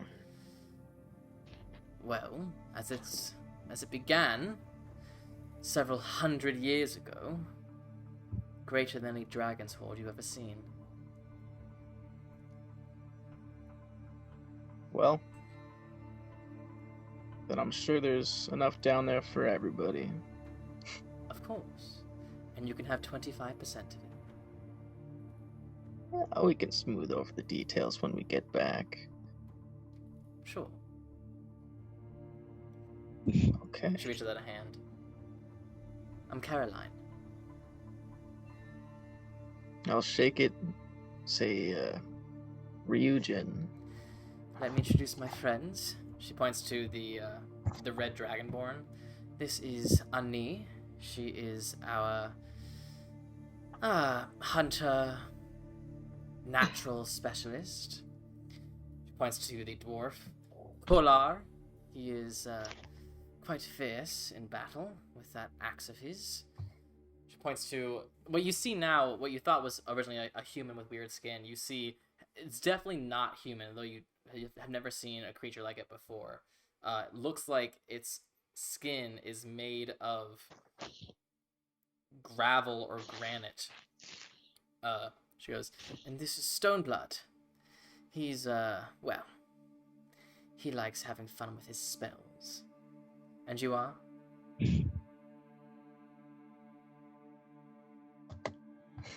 I'm Illmaye. More of the stealthy, behind the scenes kind of person. I'm Alexios. I craft sometimes.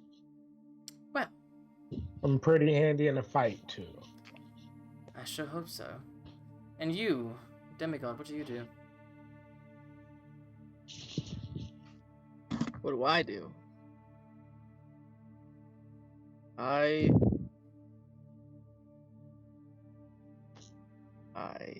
Let's see.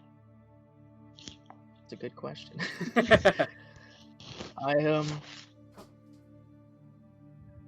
I do what is needed. All right.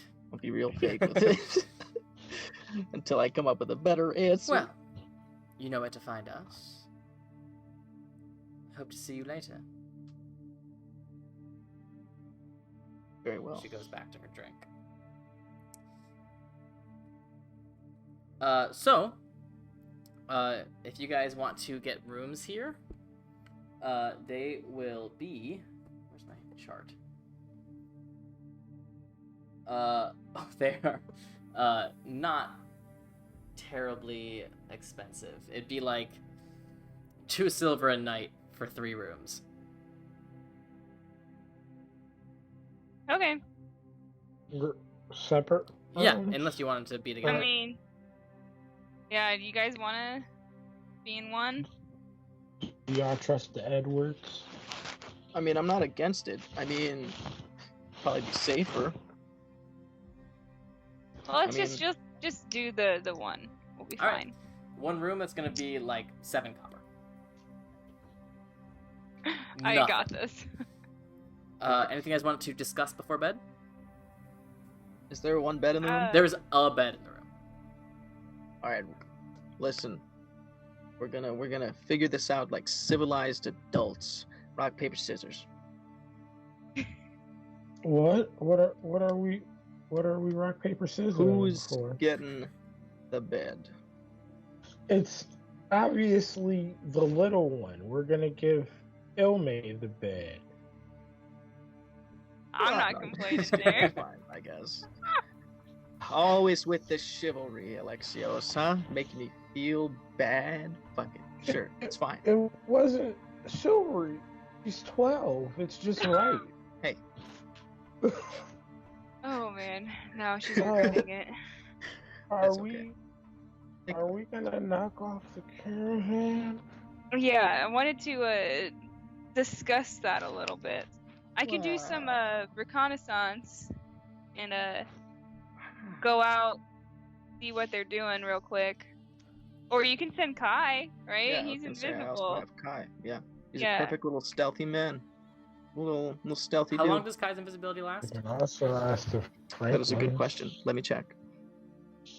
Oh, I thought he could just be invisible. I think he can cast invisibility, which is not the same thing. Oh. But I could be wrong.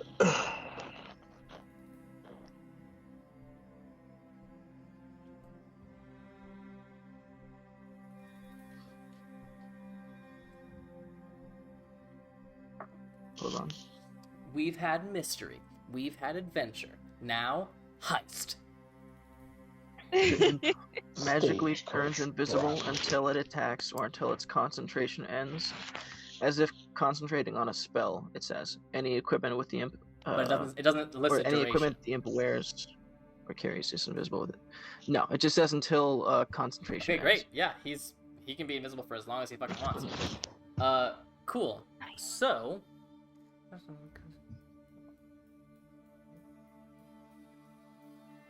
okay.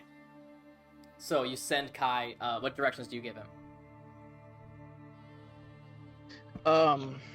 Okay. So more than likely, there's going to be 3 identical wagons with boxes on the inside.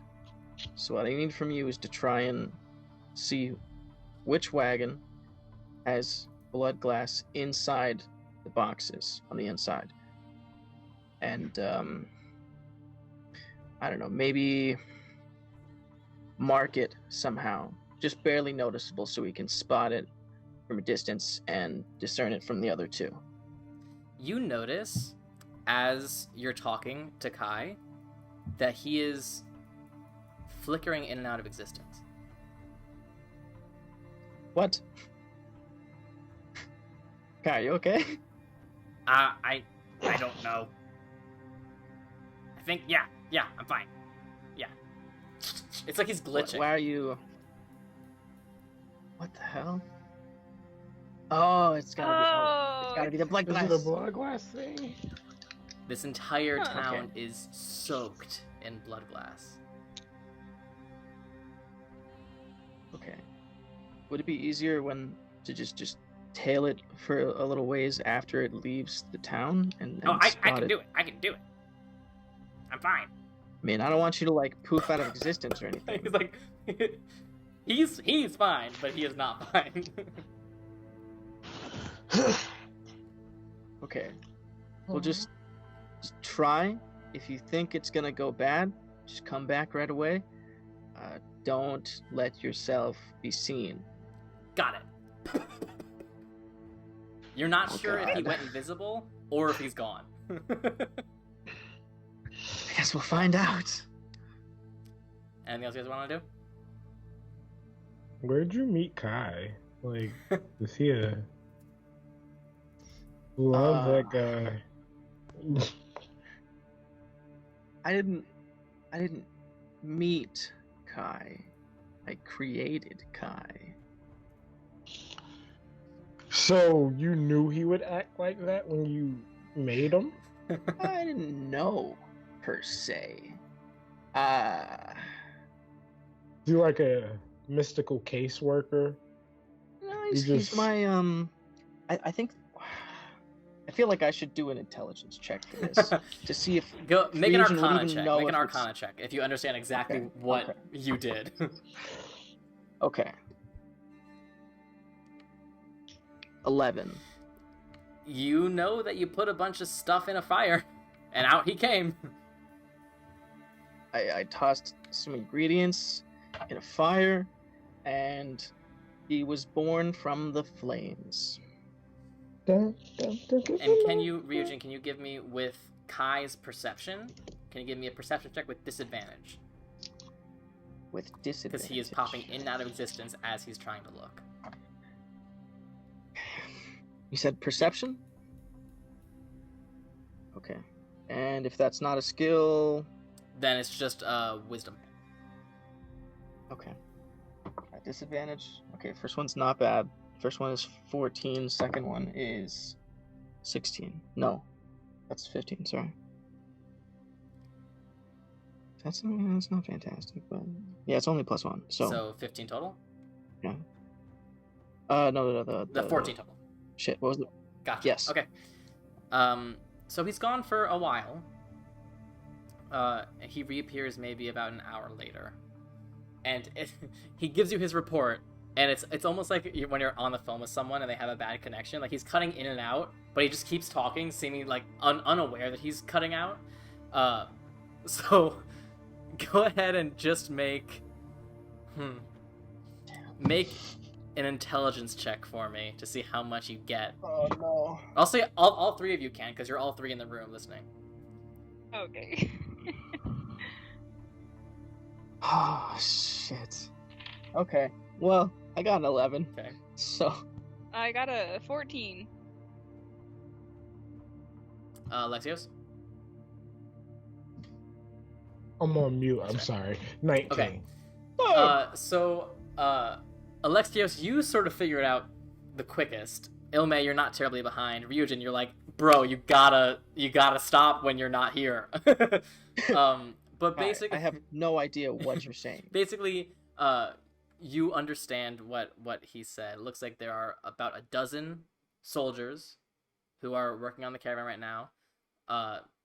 It was unclear to him what the real boxes were.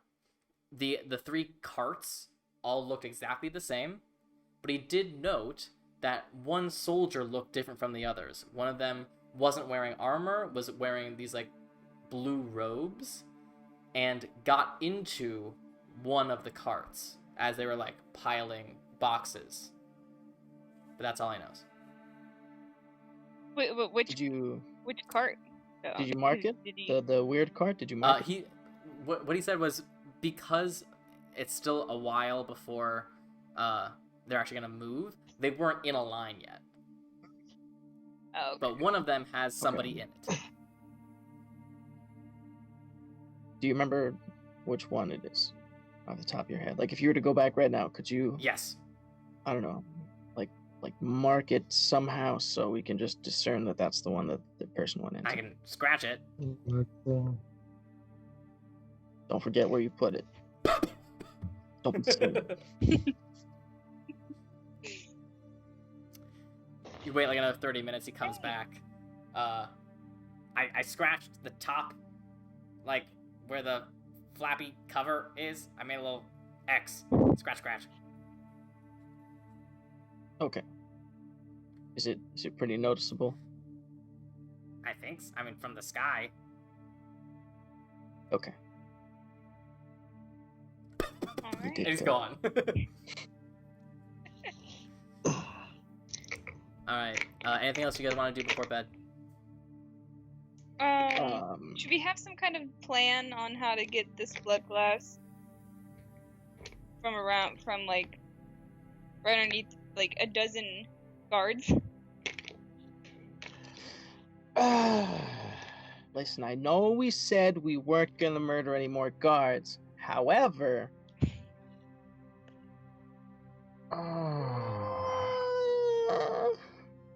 I don't want to be a hypocrite.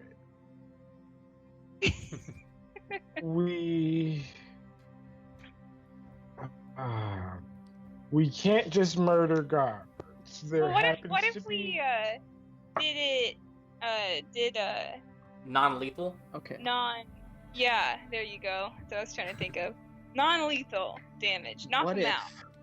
What if we don't kill them? We just turn them to stone. What if we I like this thing. Involve the Billies and kind of have them run distraction, and it'll be a nice little trial run for what we have planned in the future.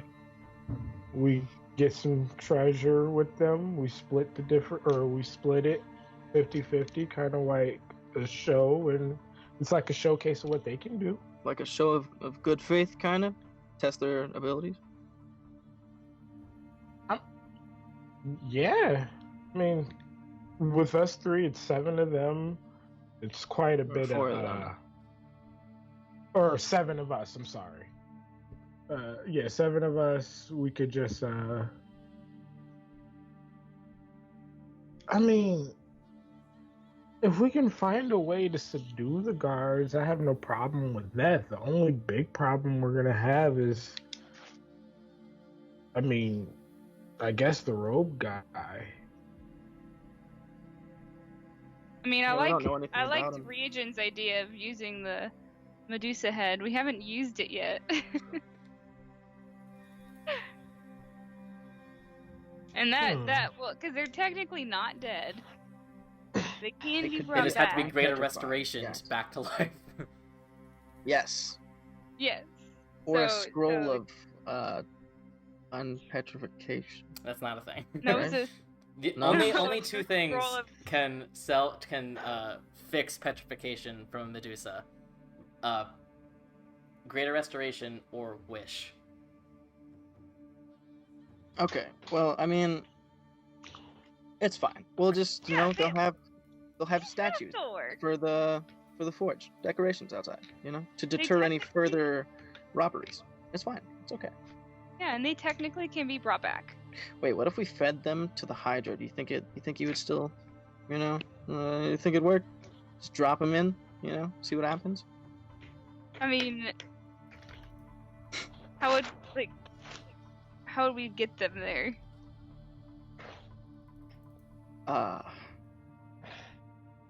Yeah. Thank you, Ryujin. Thank you. You're welcome. Anytime. So, just to recap, we're doing this solo. Well, us 3. I mean, we could bring it up to the other people Well- if you want.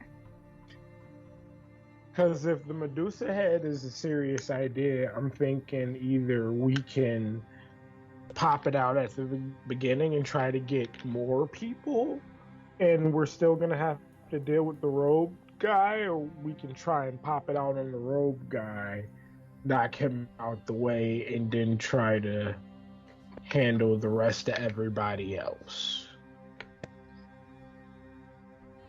So are we waiting until they're out of the town to do right? We're coming back for the treasure. I'd assume that we were attacking them outside of the city. Okay. I mean, it'd That be our works. best bet. Listen. What are your guys' thoughts besides the head of Medusa? Let's say that's Plan B. What's Plan C in case that goes south? Because there's many guards. There's like what they said, a dozen, or Kai said a dozen. So 12 if we're doing this by ourselves. That's a 12v3. And I'm not saying we can't handle ourselves, but we can get overwhelmed. That's So, true. let's say combat isn't an option. What else do we have? Well, if there's a big enough distraction, I can try and sneak on there and grab a little bit. But I wish I had that pass without a trace. Can I? Do it. Am I able to, like, let's say I wanted Kai to cast one of my spells. Is he able to do He that? can only, if you are casting a spell that has a range of touch, he can transfer that touch to someone, but he can't cast spells for you. Okay. Damn. Alright. I was hoping I could give him unlimited power. Lightning from above. Alright. I don't know any good illusion, so that's out. I mean, Kai can become invisible. I can make myself invisible. I'm not the sneakiest person, though. So...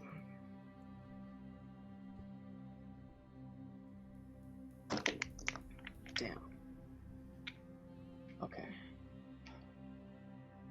I mean, if you want to feel more safe about like how many guards there are, we can always ask the other group if they want to join in on getting some Bloodglass. Yeah, I mean, It how sound much like do the we type really of need? people that would. That's fair. That's fair. I mean, yeah, I wouldn't be opposed to it. Because 7 versus 12 is probably a little better than 3 versus 12. Yeah, I think we could take. Yeah, I think we make that work. Okay, so do you want to go downstairs and give them the see So, if they're wanting to? I'll go talk to him. is this gonna be subdual? We're not gonna purposefully not going to kill them, right? Yes. We can use a Medusa head though, because I think that'd be really cool.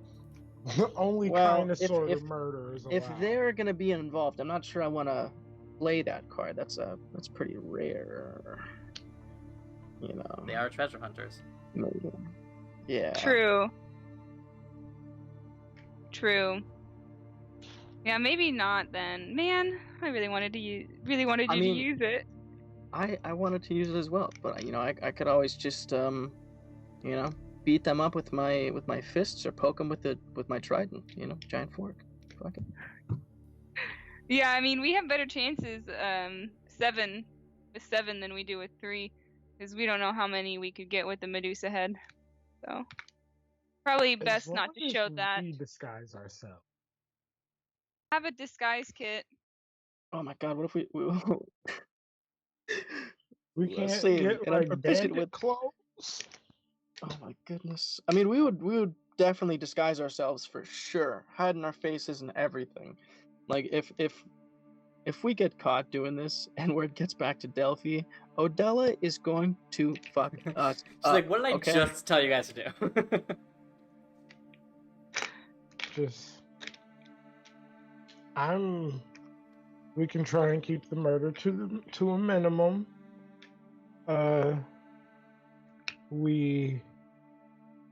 Once we have the are we taking the whole carriage or are we taking things from the carriage?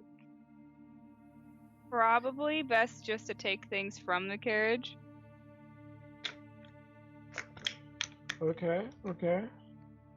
I mean, if we're looking for a quick getaway, then We I would have our say take the carriage. gatestone. But if they're outside the city, or if this happens outside the city, and we're gonna be kind of splitting profits with the treasure hunters, then yeah, probably.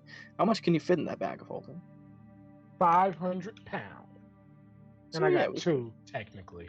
we could take a lot. I think that's probably a good option. Yeah. However, we still that whoever went inside the card is still a wild card. It's a mystery. We don't know who they are or what they do. Yeah, are we just trying to throw murder at that one right away? Because Fuck that one specifically. like I have morality, but I still don't want to die. You know, it's Listen, if it's me or them, picking me every time. Okay. you've shown us that. Hey. Okay. Well, so let's go downstairs and see if these guys want to help. All right. Okay. Then, Yes. So you guys head back downstairs. The other party is still at their table discussing plans. They look up as you approach. Are there any spots open at this table? Sorry, I didn't mean. I mean, it's one of those corner booths things. Like they are currently spread out, taking up the entire space. But like technically, there is space for you guys. Yes, you'd have to squeeze them in. Okay. Oh, triumphants! How are you? Yeah, I did not expect to see you again tonight. What can we do for you? We have a proposal. All right. I'm listening. you. How do you feel about maybe getting some Bloodglass without actually paying for it? You certainly have my attention. So, what if we knew of a caravan leaving tomorrow morning filled with Bloodglass that is just guarded by about 12 people? And one wild card inside one of the wagons. That certainly How would you sounds guys, interesting. Yeah, and we'll just split it. Split whatever is in there. Well, we would also have to have an assurance that whatever happens cannot be traced back to us. We still need time in this town. I would hate for that to become in jeopardy. Well, this will happen outside of town, so. All right. Well, my people and I specialize more in monster slaying, but part of that is stealth. So we are more than happy to work with you on this. All right. Good. What time did whatever his name is? Thorin? Yeah. What time did he? He just said morning. Morning. Yeah. Okay. Okay. So I would say probably stake it out. Try and get outside of the town. Probably close to dawn. Right after dawn. Maybe we can watch these caravans walk out. All right. And so that I know, who's making the play? Well, I wouldn't say it's just one person specifically. This is more of a... it's more of a democracy here. We all have a part to play. An equal Well, at the very least, this is an burden. opportunity to see what it is you do, and for us to show off a little. You have a deal. We'll be outside the gates at dawn. All right, we'll see you then.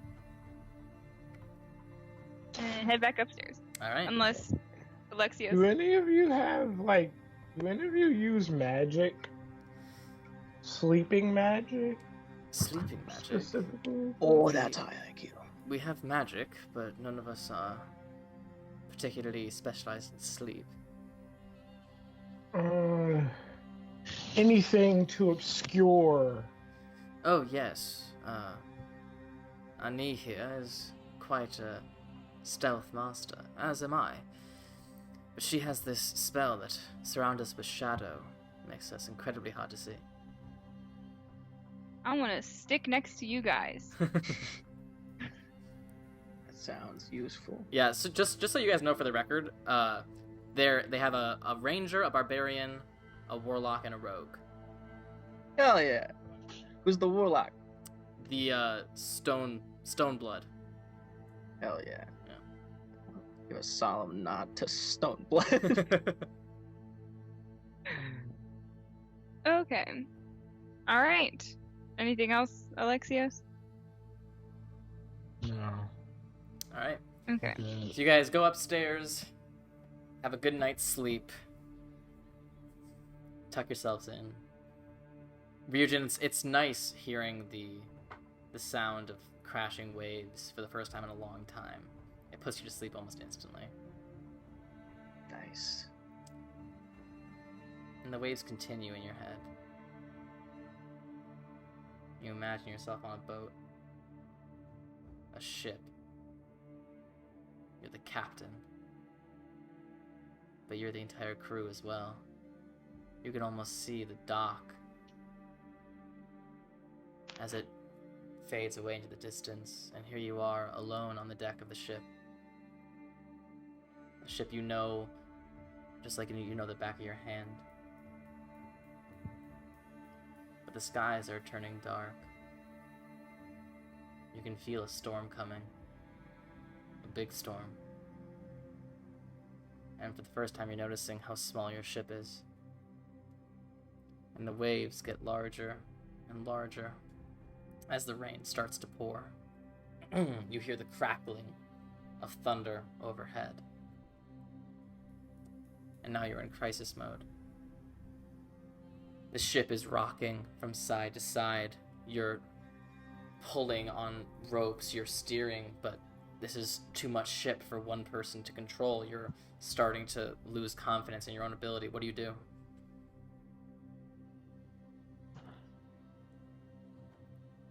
What do I do?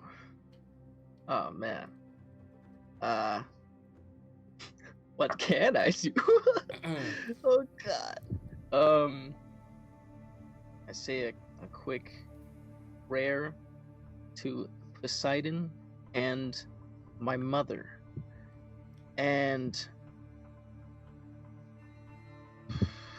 I guess I continue. Make a religion check. Okay. Wait, religion check. Hold on. Yeah. I'm just gonna do this on D&D Beyond. 16. 16. You mutter your prayer. You have the rope tied around your arm. You just feel, I can do this. I can do this. You begin pulling. You begin shouting orders to no one. You just see the wind and the rain. You're getting splattered. It's almost like you're back on land in the crazy storm. But here you are. The ground is moving underneath you as the ship rocks. And there's a split second where you go, this thing's going to capsize. You try to get to one side, try to counterweight it, but there's nothing you as a single person can do to counterweight. You see the mast almost horizontal against the sea, and you see, looking up, the sky goes dark. And you see the white on the top of this enormous wave come taller and taller and taller until it crashes over the ship. You feel yourself get pulled under the water. Rope is still tied around your hand. You feel yourself clutching against the rope, trying to figure something out. You feel your hand slipping. You feel consciousness slipping away. But you breathe. You breathe underwater. You take a deep, deep breath, but feel water go into your lungs, and you feel the pain. You fall down into the darkness, into the dark, dark sea. And you see something. Some creature, or a part of a creature, a single, long, curled tentacle. God's blood. And you wake up in a cold sweat. And that is where I'll pick up in 2 weeks, because next week is the All Anura episode. Thank you guys for joining us for tonight. I'm very much looking forward to this heist next episode. Thank you guys so much for joining. Thank you for the bits and the follows and the gifted subs, all that kind of stuff. It really, really means the world to us. Again, next week, only Anura, one-on-one session. Week after that, we're back to this group, and then we'll have the full party together after that. This episode will be on YouTube on Thursday. There is no Threads of Fate this Thursday, but next Thursday is the special treat at the end of the season. Just a live episode with me answering your questions live. So definitely check us out for that. Thank you guys for joining us.